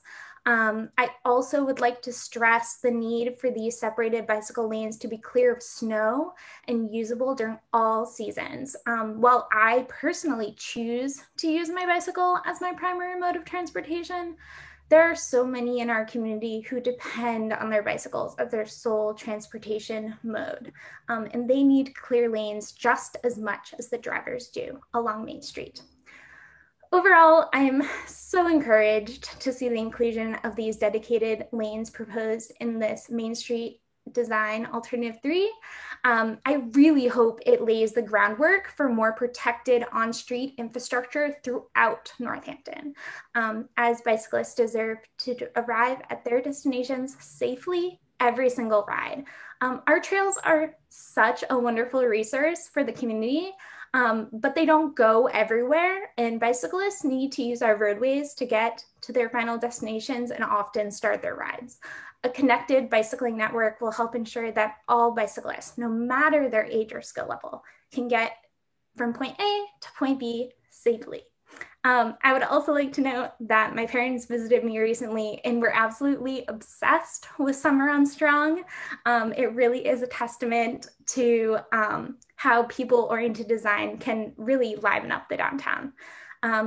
Thanks again. I really look forward to continuing to engage in this design process. I'm already looking forward to my first trip on those separated bike lanes underneath a cooling canopy of shade trees. I'm sure it's going to be so much more of an enjoyable ride and free of the stress that I feel when I bike on Main Street right now. Thank you for all of your hard work. Thank you, Jess. Amy. Hi, everyone. Thank you.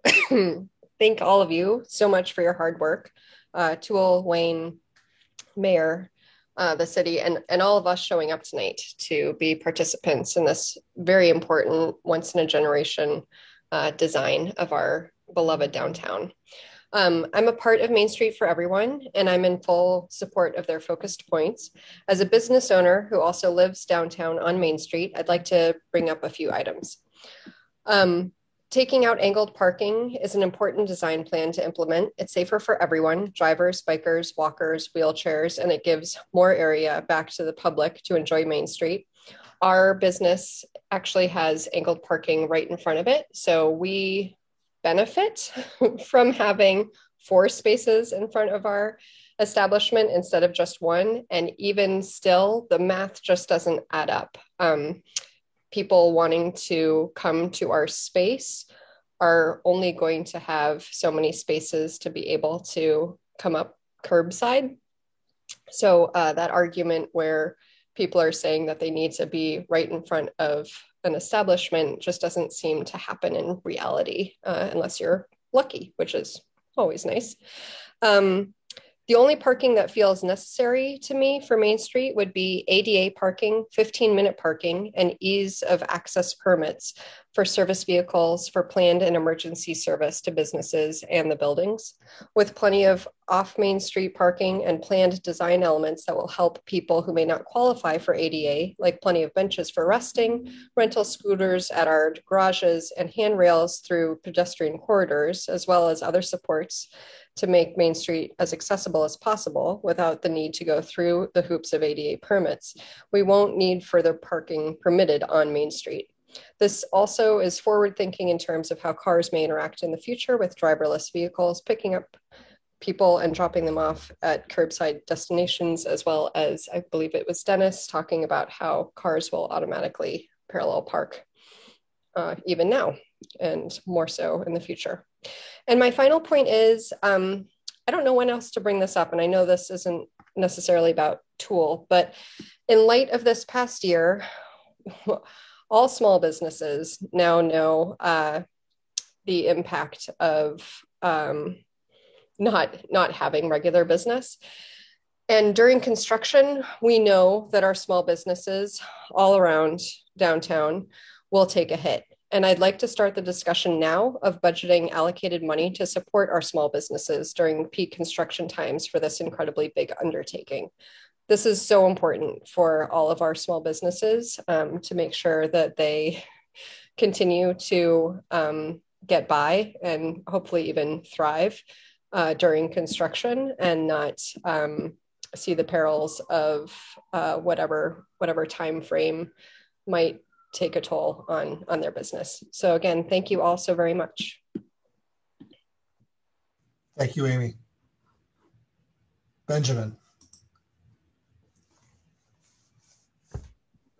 Hi, so my name's Ben. I live in Leeds and I often bike into downtown and would like to do it a lot more. So I echo everything that the other cyclists have mentioned. But I wanted to also think about how all of this is about future proofing, right? Everything is about this investment that we're going to make that's going to go forward. And I noticed in one of your early slides about 25% design that it included a whole lot of things, including utility plans. So I have a question, which is that something that's locked in terms of placement of gas pipes? Are we at a stage when we have to worry about, let's say there was going to be a district energy plan downtown. Is that going to be foreclosed at this stage? Well, one of the things we have to do essentially, now is coordinate with all utility providers, understand their maintenance plans, and certainly do everything we can to ensure that they complete their upgrades as necessary prior to the construction of this project. That's for private utility companies and the service they provide. Municipal utilities, we're talking water and sewer. Those are aspects that would be looked at in tandem with this project. Now, in all likelihood, that will start to talk about funding sources and where the funding comes for those specific aspects. Typically, the money available for transportation does not apply to water and sewer lines beneath the roadway. But you have water lines and sewer lines that I believe are well in excess of 100 years old servicing this area. We need to replace them now, so we're not digging up this beautifully new constructed corridor subsequent. So that planning is happening. In terms of more grandiose type of consideration for upgrades of utilities, particularly private utilities, I think it's a conversation that needs to happen, and to the extent that we can understand what future-proofing is in those arenas and encourage those private utility providers to think forward, we need to be doing so now. So just to be clear, this means now, like before 25% design. So there are lots of decisions. So for instance, if we are to meet our climate goals, there will not be any natural gas running in our streets. Even if the private utility repairs it now, that will be something that will have to be abandoned in place, or we won't meet our climate goals. And there will have to be something replacing that. So is there a way to plan into this process the ability to upgrade, the ability to kind of plan, whether it's rights of ways or access points or easier to dig up? I don't know the details, but is there a way to plan in the ability to change to something in the future that may become necessary? Well, I think there is always the ability to, discuss the integration and scope of what some of those aspirations are. TOOL is not necessarily leading the discussion of, what the future of energy delivery is in this area. But if that is a conversation to be had, then it needs to happen in tandem with this process so it can be thought through and integrated. All right. So the deadline would be what? Well, the deadline for that work to be done is essentially before we break ground for the project in 2024. Some of the utilities, and this gets a bit towards, some of the conversation today that may not be quite as apparent, but the gate valves, the utility structures, where they're located, how they impact tree growth, what access to those structures mean.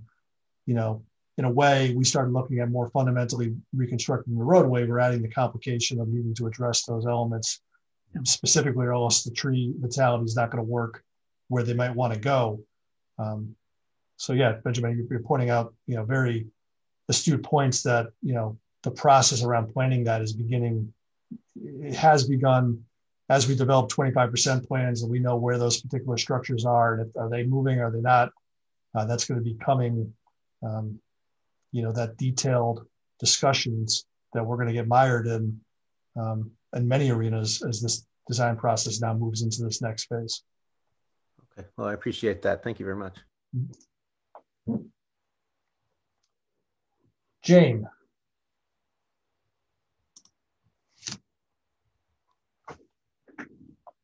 Hello. Hello. Oh, hi. I just wanted to make a couple points. There's, a lot of good points brought up, but one thing about the parallel parking is I definitely think there'll be a lot more issues with that. I think a lot of people have trouble parallel parking to begin with, and just the way the doors open. I've actually seen bicycle accidents with people opening their doors, and you don't always think to check. And that's one thing about that. It also takes up more room, so there's not a lot of angled, the angled spots, take up less room. One thing about also parking, I was shopping in Northampton 2 days ago. I went to a whole bunch of stores and I had a great time. And some of the store owners were saying, though, I was asking about this whole project, and a lot of them said, well, where will we park? One woman said, I live in the hill towns. I can't bike here. It's too far. And I have employees that come from Holyoke. Where are they going to park? And I said, I don't know. And then another woman said, I went into one of the shops that I love, that I go into a lot, and she said she lives above one of the businesses on Main Street, and she said, I don't know what I'll do when all this construction's going on and everything's happening. My living quarters are going to be impacted. My working quarters are going to be impacted. And another woman I talked to owns a shop.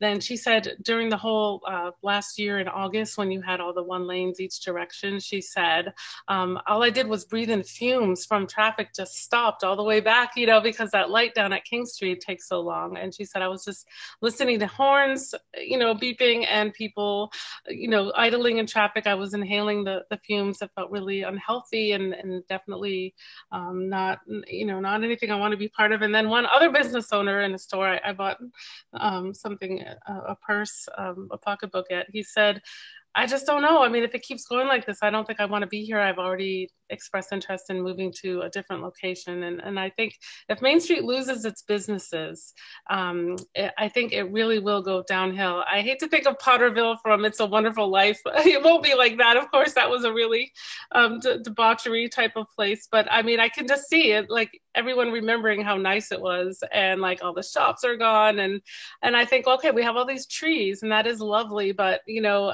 and trees are always lovely, but we have a lot of good parks in Northampton. We have Childs Park and Look Park, of course. And, you know, downtown is an old downtown and it's a charming one. And I just would hate to, you know, turn it into something like with the right intentions, but then no, you know, people don't realize that things go out of business and people don't come anymore. And then once people don't come anymore, it's just a very different place.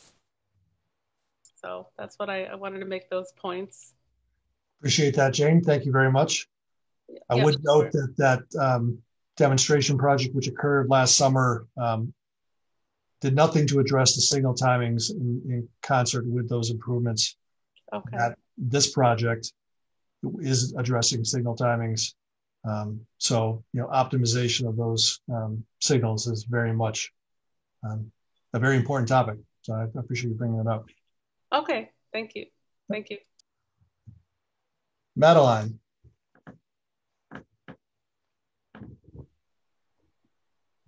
Hello. Thank you very much for letting me speak. I'm a lifelong Northampton resident. I'm a UMass student studying landscape architecture. I don't own a car, and bike is my main mode of transportation. I just want to respond to a few things. One, from what I've read, studies have shown that 2 lanes actually lower traffic, that people switching from lanes causes a lot of standstills, and that overall, having only 2 lanes will benefit our town. And as a cyclist, angled parking makes me extremely nervous. I can't count the number of times I've had people back out on me on Main Street, and I've nearly died. This morning, I got hit by a car. I'm fine. I was legally biking downtown, but someone was trying to turn left in front of me and hit me. When I was 11, I witnessed a pedestrian get killed by a car on a downtown crosswalk, and he was a doctor and he left behind a wife and a baby and patients, and these safety concerns are real.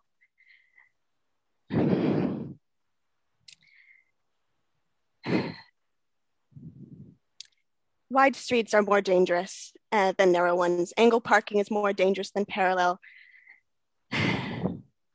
My generation is left to clean up after the 20th century car obsession.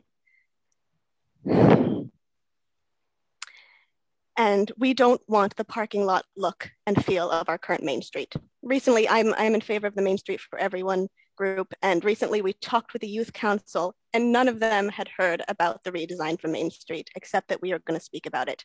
We're the ones who are going to inherit this design, and of the people who spoke today, I love you all and I appreciate you, but very few were youth.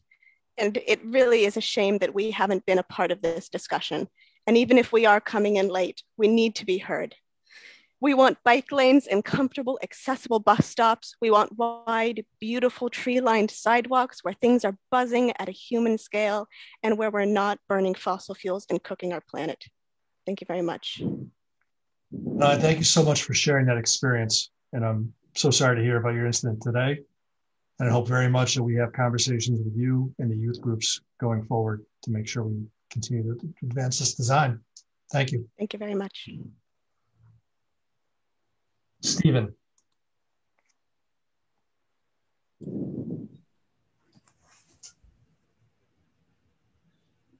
Yes, hi. Thank you for the presentation today and for all the hard work that's been put in. I really like most of what I've been hearing, but I have a couple quick comments that I'd like to make. The first is about the angled parking versus the parallel parking. And I've heard a number of really disturbing comments when it comes relating to accessibility. And most of the comments that I hear show just a fundamental misunderstanding of what it's like to have either a disability or to be some way mobility restricted. It's a very large community in Northampton. It's at least 25%.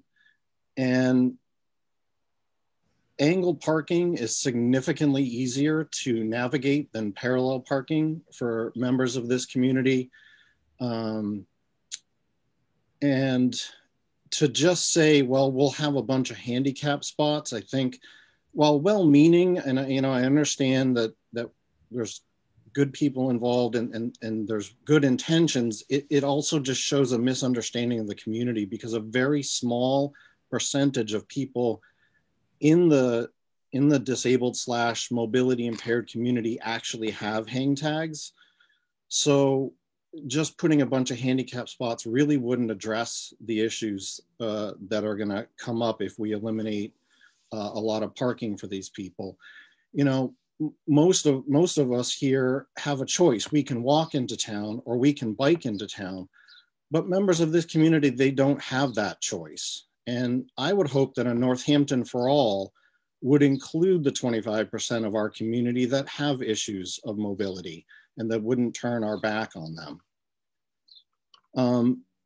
Another point is that I haven't really heard a lot about, and Jason, this may be a future meeting, is about the side streets and what's going to happen with the side streets. So two things. I see as soon as we restrict parking on Main Street and slow down traffic, two things will happen. Parking will move to the side streets, and also a lot more cars will move to the side streets. And I'm curious what the plan is to handle that when that happens. And then finally, I also haven't heard anything about putting in electric car chargers in any of the spots. I'm assuming that's going to be part of the plan. I just haven't heard it. So just curious about that. And thank you for the time. Thank you, Stephen. To answer your question about what happens on the side streets, the parking discussion, is also, one that's a parking policy and parking management discussion. And we've been advocating with the city that in tandem to this project, most likely in advance of this project, parking policy and parking management needs to be well instituted and practiced so that demand is going to be effectively managed going forward. The city has started to do elements along these lines. Some of the live parking signs informing what spaces are available in the garage are now visible along Main Street, and there's more to be done. As it relates to traffic, I think that there's obviously much to be discussed and proved out to the public there. I can tell you from where we sit at the moment, the traffic conversation about moving cars along Main Street is one that we feel that we have a pathway to essentially maintain the overall carrying capacity of vehicles along Main Street through signal timing changes and adjustments. We have to present that and what that means. And I'll be totally frank, at West Elm, State, New South, that is a very challenging location. And that'll be one where I think we're gonna get pretty deep into what it means to integrate many of the improvements we're talking about while maintaining the ability to move vehicles along state routes that serve regional mobility to many of the hill towns and access thereof. But we are approaching this from a standpoint of, at an overall macro level, we do not see a dramatic decrease in vehicular capacity that's going to result in cars circumnavigating Main Street looking for alternative routes, but more to come there. All right, Lynn. And just as Lynn's getting on, the last point about charging stations, that is something that's going to come as more detailed design gets laid out. We know where the spaces are and what the opportunities would be. I wanted to thank everybody for the hard work that's been done. And I think the whole redesign concept is very exciting. My main focus is on the environment. Trying to decrease the amount of fossil fuel that we use and learning to live in a different way dovetails with this redesign. And I would like to see us be less automobile centric. And so having a downtown with less parking, I think encourages ambulation and bicycling. I do think that we need plenty of handicap parking, but I have wondered about adding more parking on the outskirts of town. For instance, maybe in the Roundhouse Plaza, thinking about constructing a multi-level garage so that we don't have to tie up side streets either. And, there is a fear that when we cut way down on parking downtown, that there won't be enough spaces. So I wanted to bring that concept up. But as in the younger person who spoke tonight, who talked about the future and the environment, I think we really need to look seriously at just changing the way we live and focusing very far into the future as soon as possible, because we need to make these changes to slow down the climate change. Thank you. Thank you. It being 8 o'clock, I have not seen any new hands raised here for a bit, but we are going to call the discussion period after addressing all the raised hands currently active. Isabel and Jonathan will be the last comment that we hear. So Jennifer, you are next.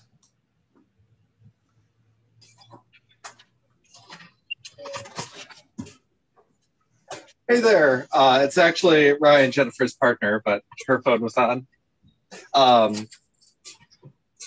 First of all, hey, thank you for giving me a chance to talk. I've been living in the Valley for a spell. I work at Valley Solar now. I regularly drive or bike to work, so I feel like I'm really nailing the multimodal life here. I first wanted to express that while if there's an absolute necessity, cutting down existing trees is of course acceptable, but I think we would all feel a stunning amount of pain and loss in having essentially a canopy-less downtown for a decade. So to the extent that we can keep what we have, I think there's a lot of merit in that, even if it puts us in sort of some suboptimal positions for other trees. I wanted to echo a question or comment made about having electrical vehicle parking downtown. I feel like it's just another way in which we can flex our credentials as being environmentally conscious and forward thinking. I want to tie into that a question of if we were considering having any perhaps conspicuous solar power installation downtown. I'm imagining just things like lights or other common utilities that to express our commitment could be visibly powered by solar power.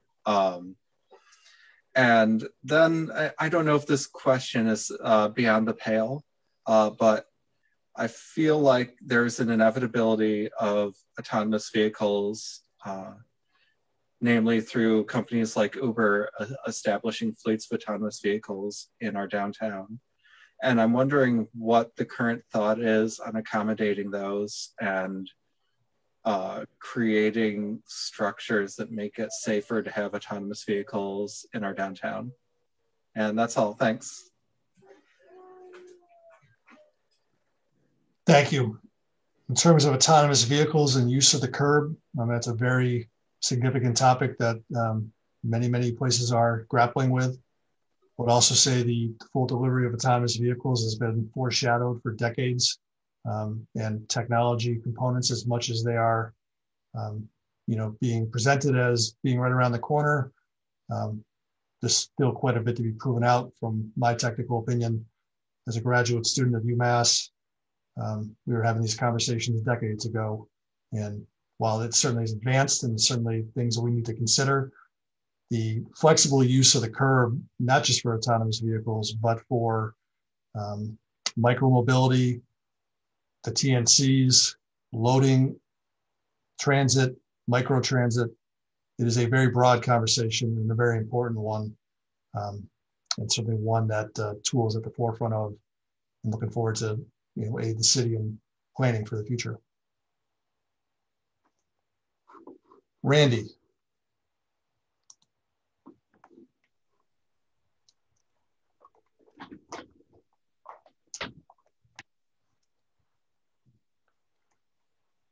Randy, you look unmuted, but we cannot hear you.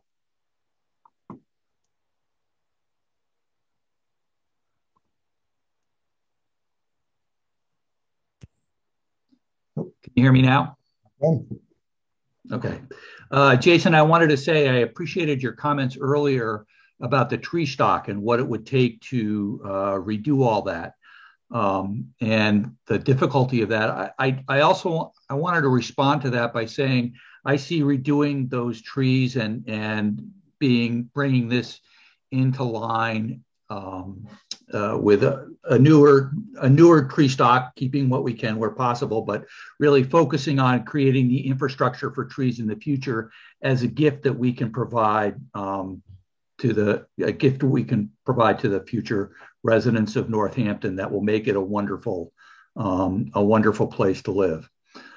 In terms of traffic and what's going on in downtown, I think so much of downtown is given to cars right now, from the street to the existing parking. And I think there's something over 1,000 parking spaces that are available downtown that we've already given and to the downtown.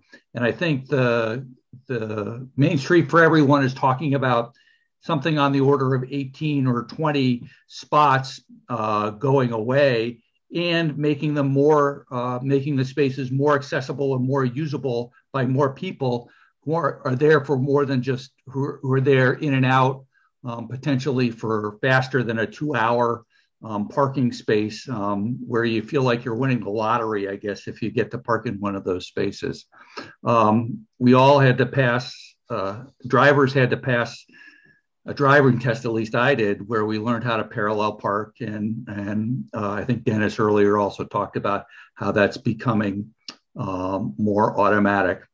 Finally, I'm really looking forward to a downtown that is really feels like a lot like Strong Street does right now. Not so much that it's empty of vehicles, but the sidewalks and the areas on either side of Main Street feel like Strong Street has really become.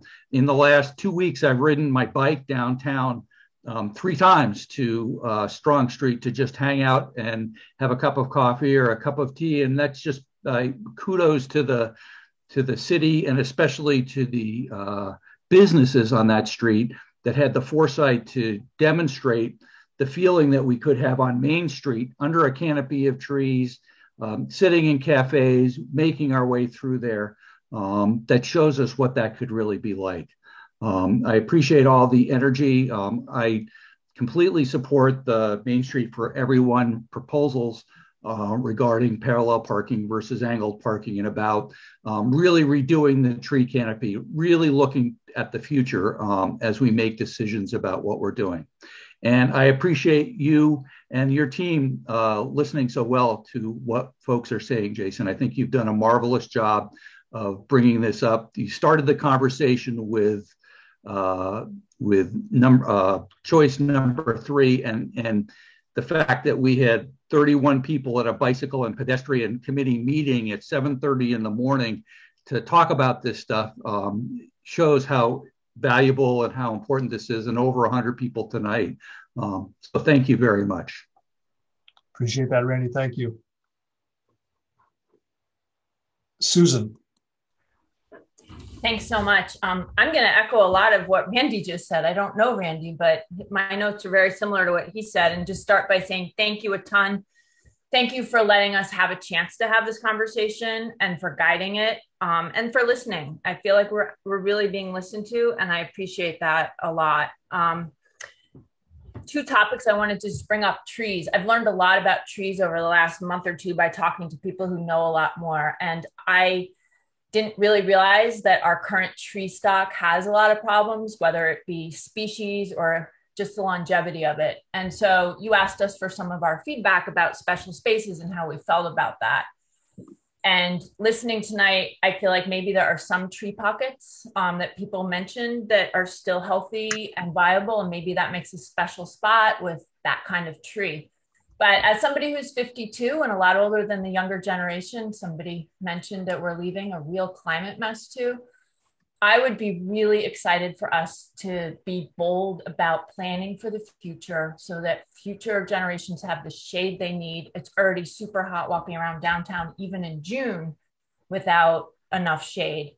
And to get people in there to figure out what it's going to take so that this space is shaded and people want to hang out in it in 10 and 20 years, not just in the next few years.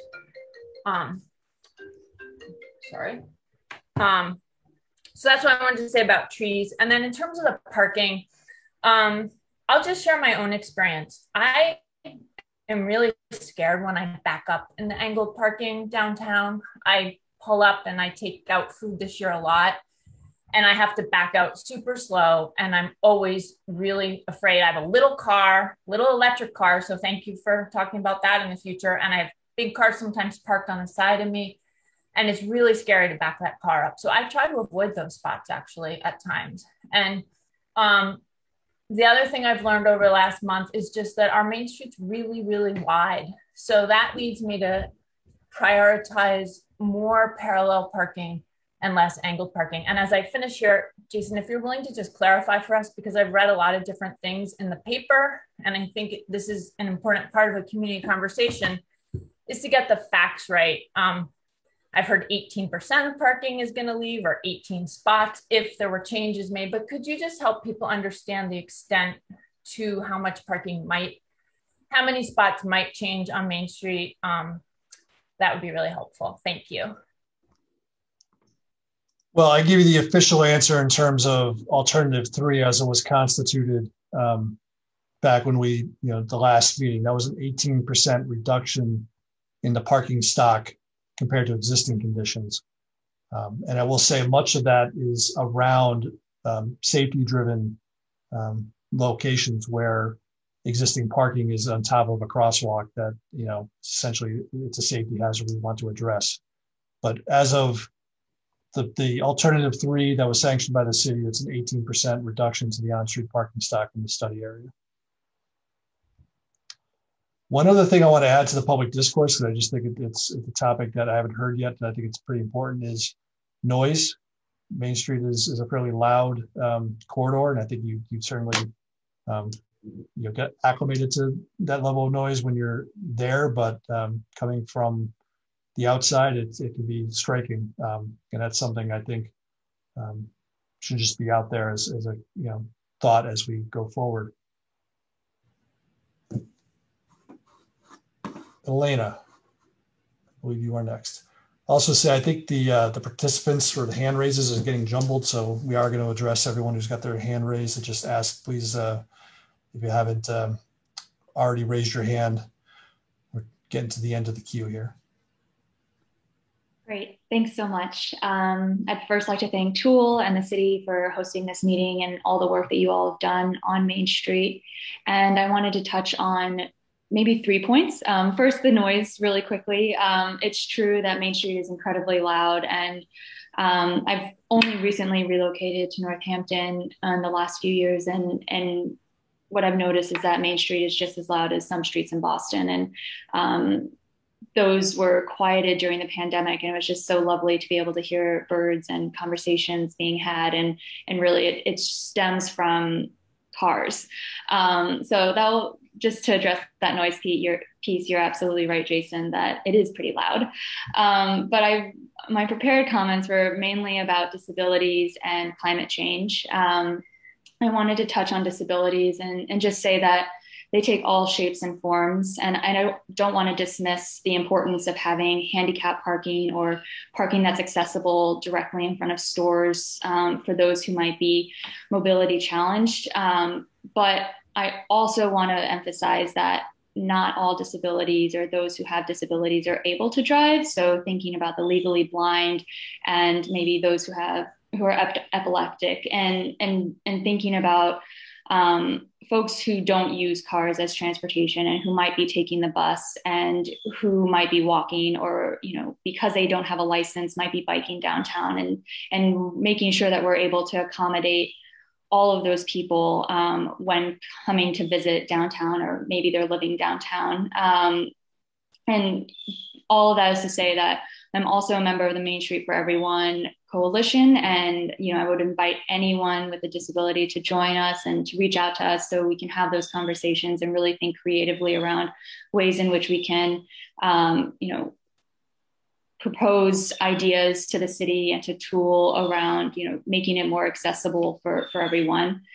The second point I wanted to touch on this evening was climate change. And I have to admit that Madeline might have stole my thunder, but I consider myself youth. I'm a millennial, and the cards we've been dealt in our generation are pretty nasty. And we just simply no longer have the luxury of designing streets and designing our urban spaces to accommodate vehicles that are powered by fossil fuels. Even if they are electrified, we have to think, where's that electricity coming from? And a large portion of our electricity comes here in the United States from natural gas. In other countries and other states, it comes from coal, which is really dirty and is, really toxic for humans and for our planet. And so, just thinking about how we design not only for today and tomorrow, but for 20 and 30 years down the line, my generation and the generation younger than me we're going to be living with these decisions that we're making here tonight and in the few public meetings that we have left in this process. And so I just want to emphasize the need to really think long and hard about the trade-offs that we're making. And, while I'm excited to see Alternative 3 being chosen by the city, it's not going far enough to think about how we can think about what the trade-offs are for, removing cars and removing space allocated for cars and reallocating that space for people and for trees and for civic engagement. So with that, I'll stop. But again, thank you so much for the opportunity to speak tonight, and look forward to further engagements. Thank you very much. Brett. Good evening. Thank you to all who make to work this happen, and also all who are listening to others' comments. It's great to speak up, and I wish there were actually more than there are. I see a bunch of familiar faces. I was hoping to see a ton of new ones. Anyway, Jason, I think you already addressed this. I was going to ask you what the delay in traffic flow is expected to be in seconds or something, but I don't want to put you to so much numbers, but you've already, I think, addressed that, some people talked about, oh, it's going to delay, slow down traffic. You've already mentioned several times that it's not really going to be a major factor of slowing down automobile traffic. So I wanted to emphasize that. again, as a lot of people have said, I'd like to design a main street that's not car centric. Every car, every automobile has a human in it, at least as of now. And those humans are the important parts to think about. Thinking about the humans who get out of the cars and shop, play, work, live in downtown, and even go through downtown to other businesses, as Kristen mentioned. The other thing that I've heard that keeps irking me is this idea of us versus them in the business community. And it's impossible to talk to the future business owners, right? We talk about reaching out to stakeholders. Well, we can't reach out to the future stakeholders. But so all we can do is make our best guess as to what they might want. And I think that they're going to want a downtown that's going to attract people to stay longer under the shady trees, to come and feel safe and welcomed and want to stay longer and spend more money there. And I think that the more that we can create these special spaces, the larger spaces that we can create for the humans rather than the automobiles is the way to go. The garage is a great place for electrical vehicle chargers. I would love to see some handicap plate electrical charging stations on Main Street, but I don't think that we should put just regular, anybody can park here, car charger stations on Main Street. I think those should be actually in the garage or elsewhere to, again, emphasize that those spaces are for those who need them the most. And lastly, talking about parking, James Winston spoke earlier tonight about compromise. And I think we probably do need a compromise. Everybody will need to compromise in some way. But I think between what I've heard most tonight is that going beyond option 3 to something further is what most people are supporting. And I think we'll probably need to compromise between that and some realities. But I would like to see, as you go block by block, please do look for those places to add more trees or larger spaces or larger sidewalks. And certainly, as you're hearing, I also am in favor of removing some parking in order to do that. We're not going to take away all the parking. We don't want that. Leaving some angle parking, maybe that's a good idea.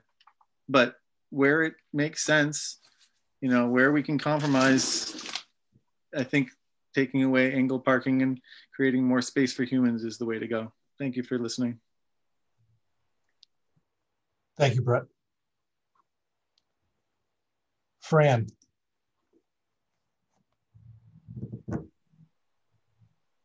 right. Hi. Hi, I'm Fran Volkman, and I'm very old.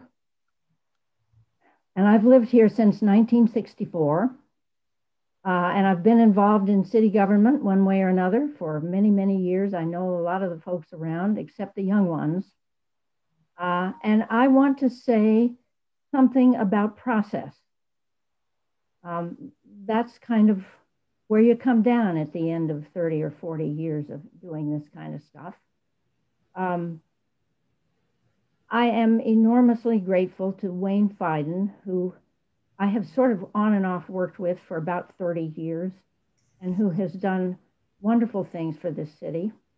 And I would also want to appreciate David Narkowitz, who I think is just a fantastic mayor. And I appreciate the kind of process that Wayne has put in place here. And I have enormous appreciation for you, Jason, and your company, and the expertise and professionalism that you have brought to all this. But I, over the years, have come to adopt a kind of saying that was actually made by Einstein, who says we should move as fast as possible, but not faster. And I think we're at a turning point right now where we're a little bit likely to move faster than possible.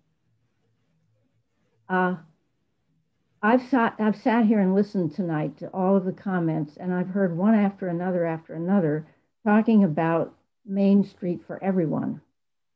But I've also heard people in charge, Jason, you and others, say that that's not on the table, that we have already come to our options and that we're going to go forward on the basis of those options.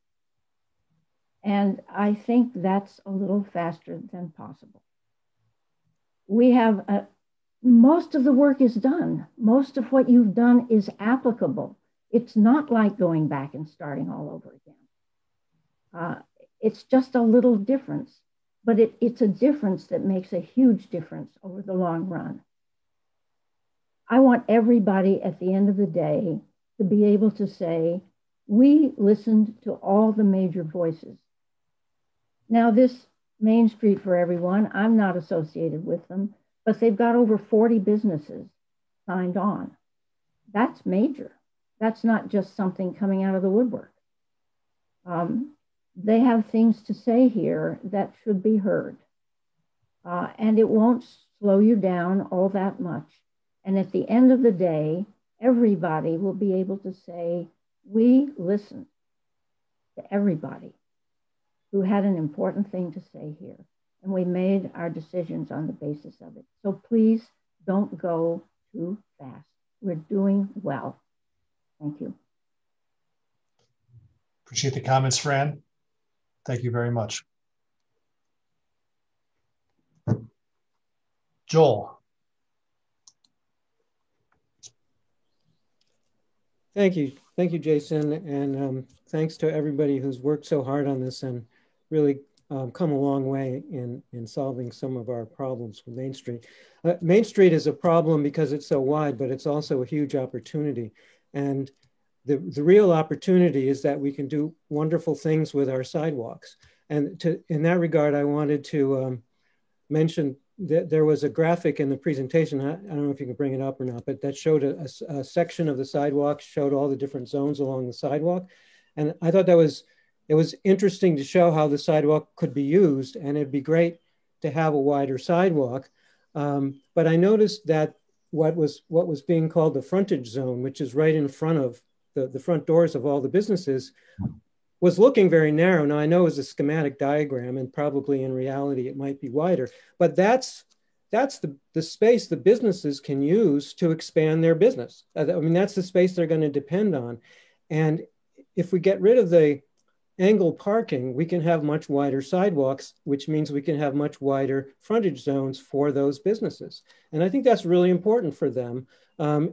If the ratio of those different zones is what was shown in that graphic, it's really quite narrow because there are those competing demands for sidewalk space. There's the tree zone, this clear space for pedestrians to pass. There's bicycle parking. There's all sorts of things you want to have within that wide sidewalk.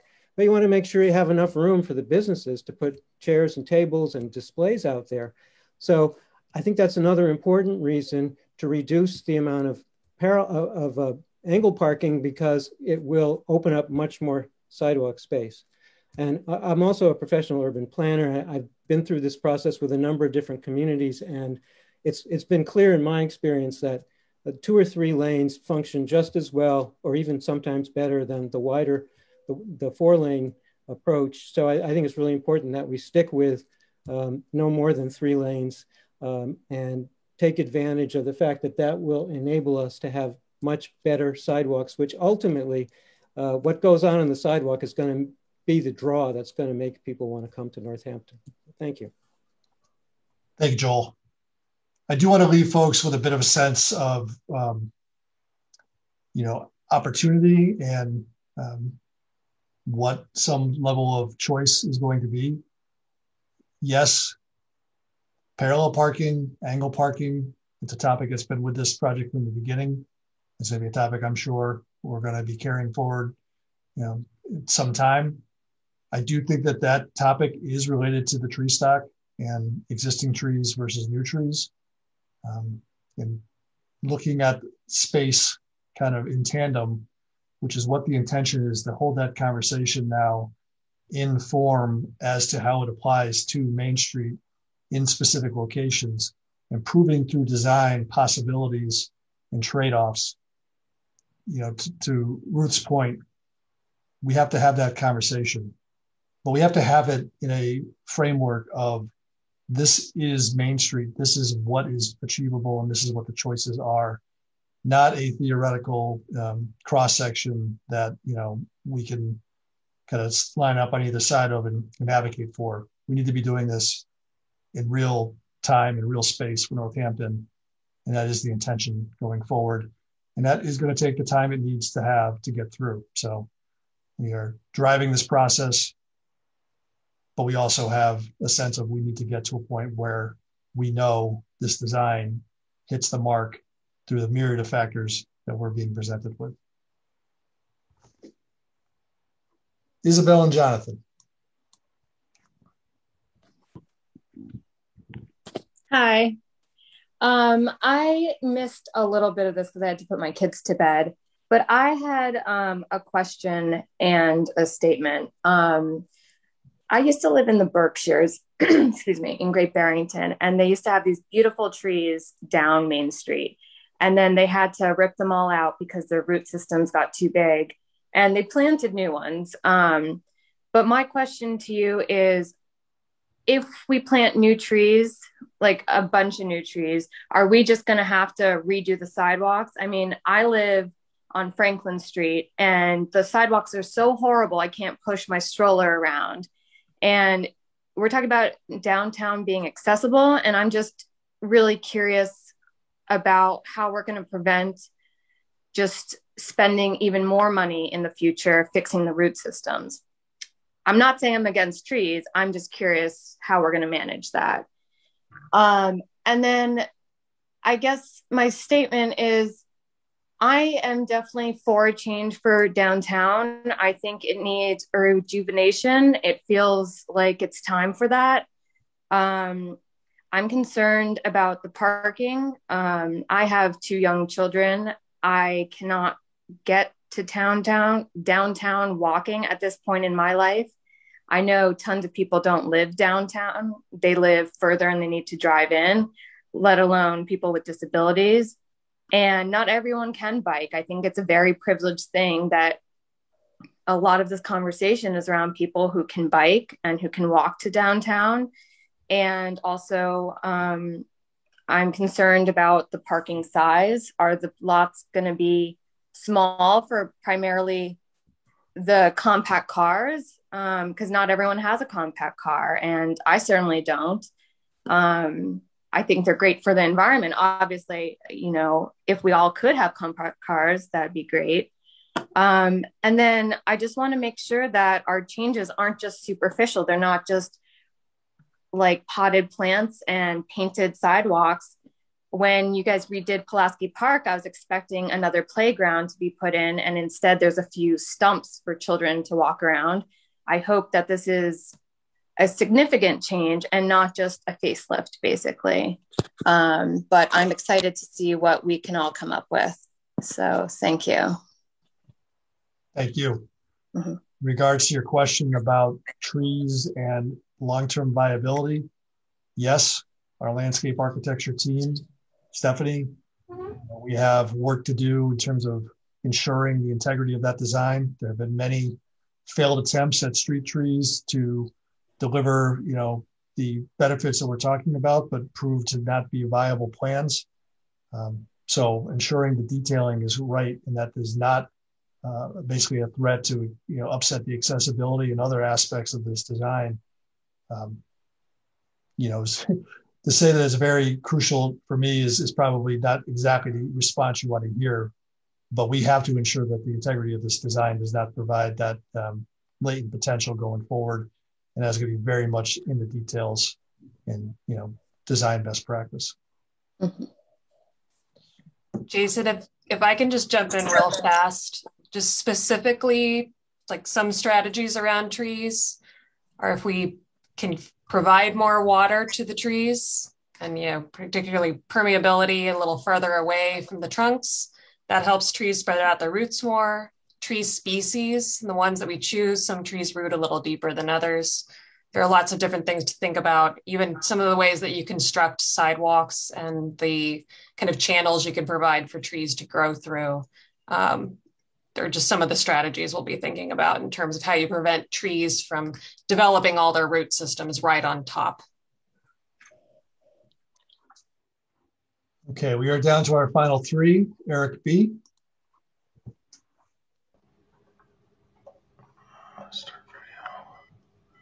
Hello. Thanks to the design team, the city officials, and all participants. Obviously, there's a lot of passionate people. I have a few points I want to bring up. One, regarding the trees. Yes, I agree we should trade the existing stock for species that are going to serve us better, be taller, bigger, provide more shade, provide more of the atmosphere that we're going for in the long term. I think maybe we can be strategic about the maturity and size of the trees, spend more money on larger trees where we'll get the most benefit, areas that aren't shaded by other structures, and other areas where there is existing shade sources, maybe, use less mature, smaller trees. Hope maybe find some kind of balance. I know that makes things a little more complicated for implementation, but it's one idea. I agree with a lot, everything people's been saying about restoring the balance to the people, to the downtown space, and the climate emergency. I specifically wanted to focus a little bit more on what Joel was alluding to. There's a lot of facets to downtown, but the businesses and the venues, to me, they're the anchors. They're the draw. They're the thing that brings us down there. And so we really need to create the conditions for businesses to thrive well into the future, and different forms of businesses. And we have to create a place where people want to be. I mean, it's just the bottom line, right? If it's not a fun, enjoyable, comfortable place to be, people aren't going to come. And I'm worried that Alternative 3 in its present form just tries to squeeze too much function into too small of an area. And it's going to feel crowded. It's not going to feel comfortable. There's going to be user conflicts. And specifically, as Joel said, the frontage zone I know that was an illustration, but in general, when you look at the plan, the frontage zones just seem insufficient. We want all the businesses on Main Street to have outdoor opportunities, especially because we don't know what the form of those businesses are going to be. And if all the storefronts don't have an equal opportunity to expand outdoors, then we're basically picking, which ones are going to be successful and which ones are going to be less desirable or maybe vacant. I mean, we're all concerned about the vacant storefronts, so we really need to think about how we're going to make downtown appealing and get some critical mass. And I think once we get some critical mass, we can look at things like valet parking. I mean, that's a solution that I haven't heard brought up yet. I mean, obviously you need enough business to support that. But once we have it, that alleviates some of the park concerns, right? So, I think that was everything. Thank you for the opportunity to comment. Thank you, Eric. Downey. Thank you for the opportunity to speak. I just want to note that there's been some inconsistency in addressing bicycling behind angled parking. So I am a longtime cyclist, and I have had friends who have been doored. I'm not sure why there's concern about angled parking if there are two bike lanes that are separated from traffic. So again, if bicyclists chose to be in the traffic lanes, then they would face that prospect, but there should be two protected bike lanes for them as well. The other thing I want to emphasize is that the use of the outdoor spaces, those will be public spaces, and the city may grant owners of businesses a limited license to use those spaces. However, they do not have the full control, and I believe that the mayor noted that the current outdoor dining spaces, that the control over those spaces is not exclusive, and that anyone wishing to sit within those spaces will be permitted to. So, I think that we don't want to pretend that business owners can just expand out into the curb. and that they can base their operations on having new space. This would be space that they would use in cooperation, or basically if the city was to grant them to license, and if it was actually to work for their business. I think the other thing is that, talking about process, I've been on the Community Preservation Committee for 8 years and the Conservation Commission for 8 years, School Committee for 10 years. One of the things I find interesting about this is that in Northampton, we hold process above all. We had a process here where I think it should be clear that there was option 3 that was not favored by all, and then there was an option short of 3 that was favored by others, and that we went to option 3. And now what we're looking at is a group coming in at late in the process and saying we want 3+. And I think that it will behoove the city to avoid the separation and avoid the controversy, to really anchor themselves on the parameters that were set forth in option 3 and make minor adjustments. And I don't think there's any way to characterize angled parking to parallel parking as a minor adjustment. And thank you for giving me the opportunity to speak. Thank you. All right, Ruthie, you are our final commenter of the evening. Take it away.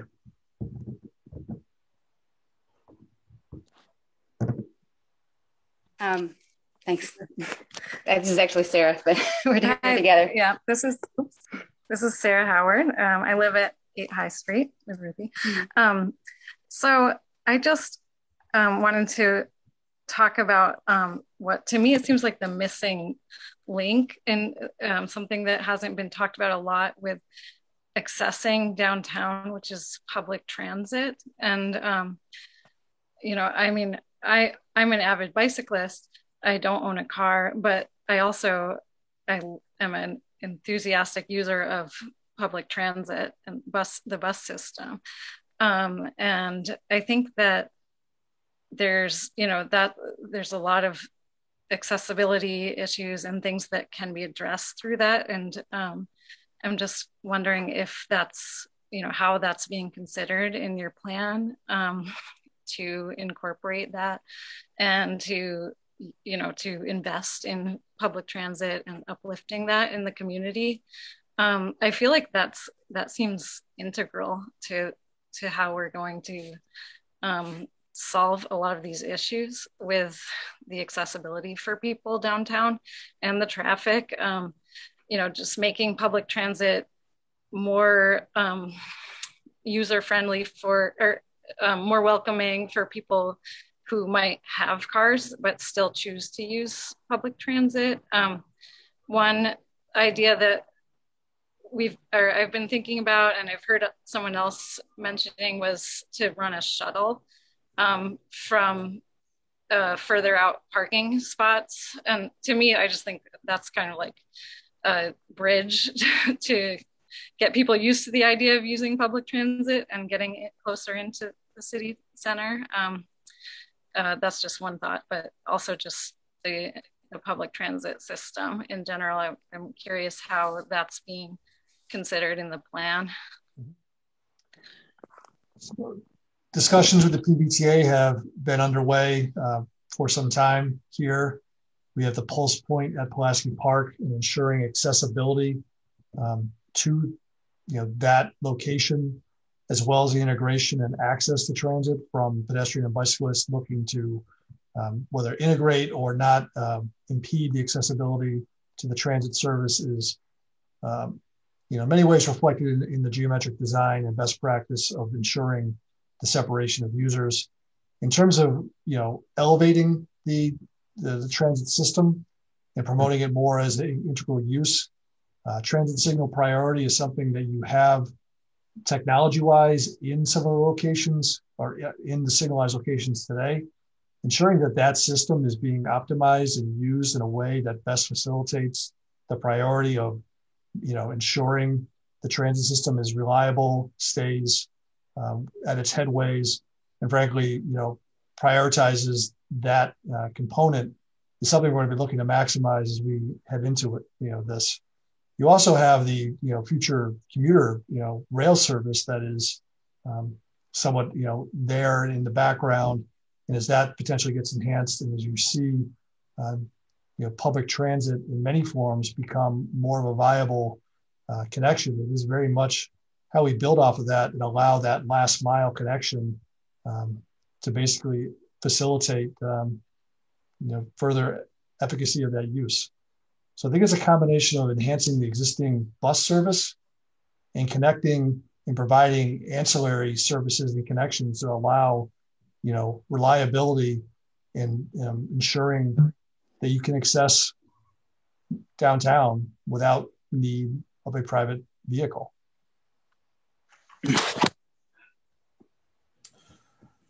Okay. So that wraps up our public comment. I want to thank everybody for their input. This was very valuable for us. The conversation around the civic spaces, I've been terming it, between the curb and the building face, hearing the themes of the conversation tonight is extremely informative as we progress design decisions going forward. Wayne, Mr. Mayor, I don't know if you want to add anything before we close. He's falling asleep. The mayor's already left. I said. He said. The last thing I'll just say is setting expectation for. I was in the middle of draft. Future. We have, need to do, communicate what the focus and the topic of, you kind of need in the day, whether that's a specific realm of traffic or if it's specific blocks of interest. And letting folks know where we are in that process. That's going to require some communication. We have the availability of the listserv here that informed all of you of this meeting, the city website, and other forums for communication. I think we'll let everyone enjoy the 4th of July holiday here, and then start to put out kind of specific information of this is the focus of the moment for the design team, and forums and opportunities to weigh in and hear what the prevailing thought is as we look to integrate a more detailed design for consumption. That is all I have. Thank you so much for your time, and I hope everyone else enjoys their evening.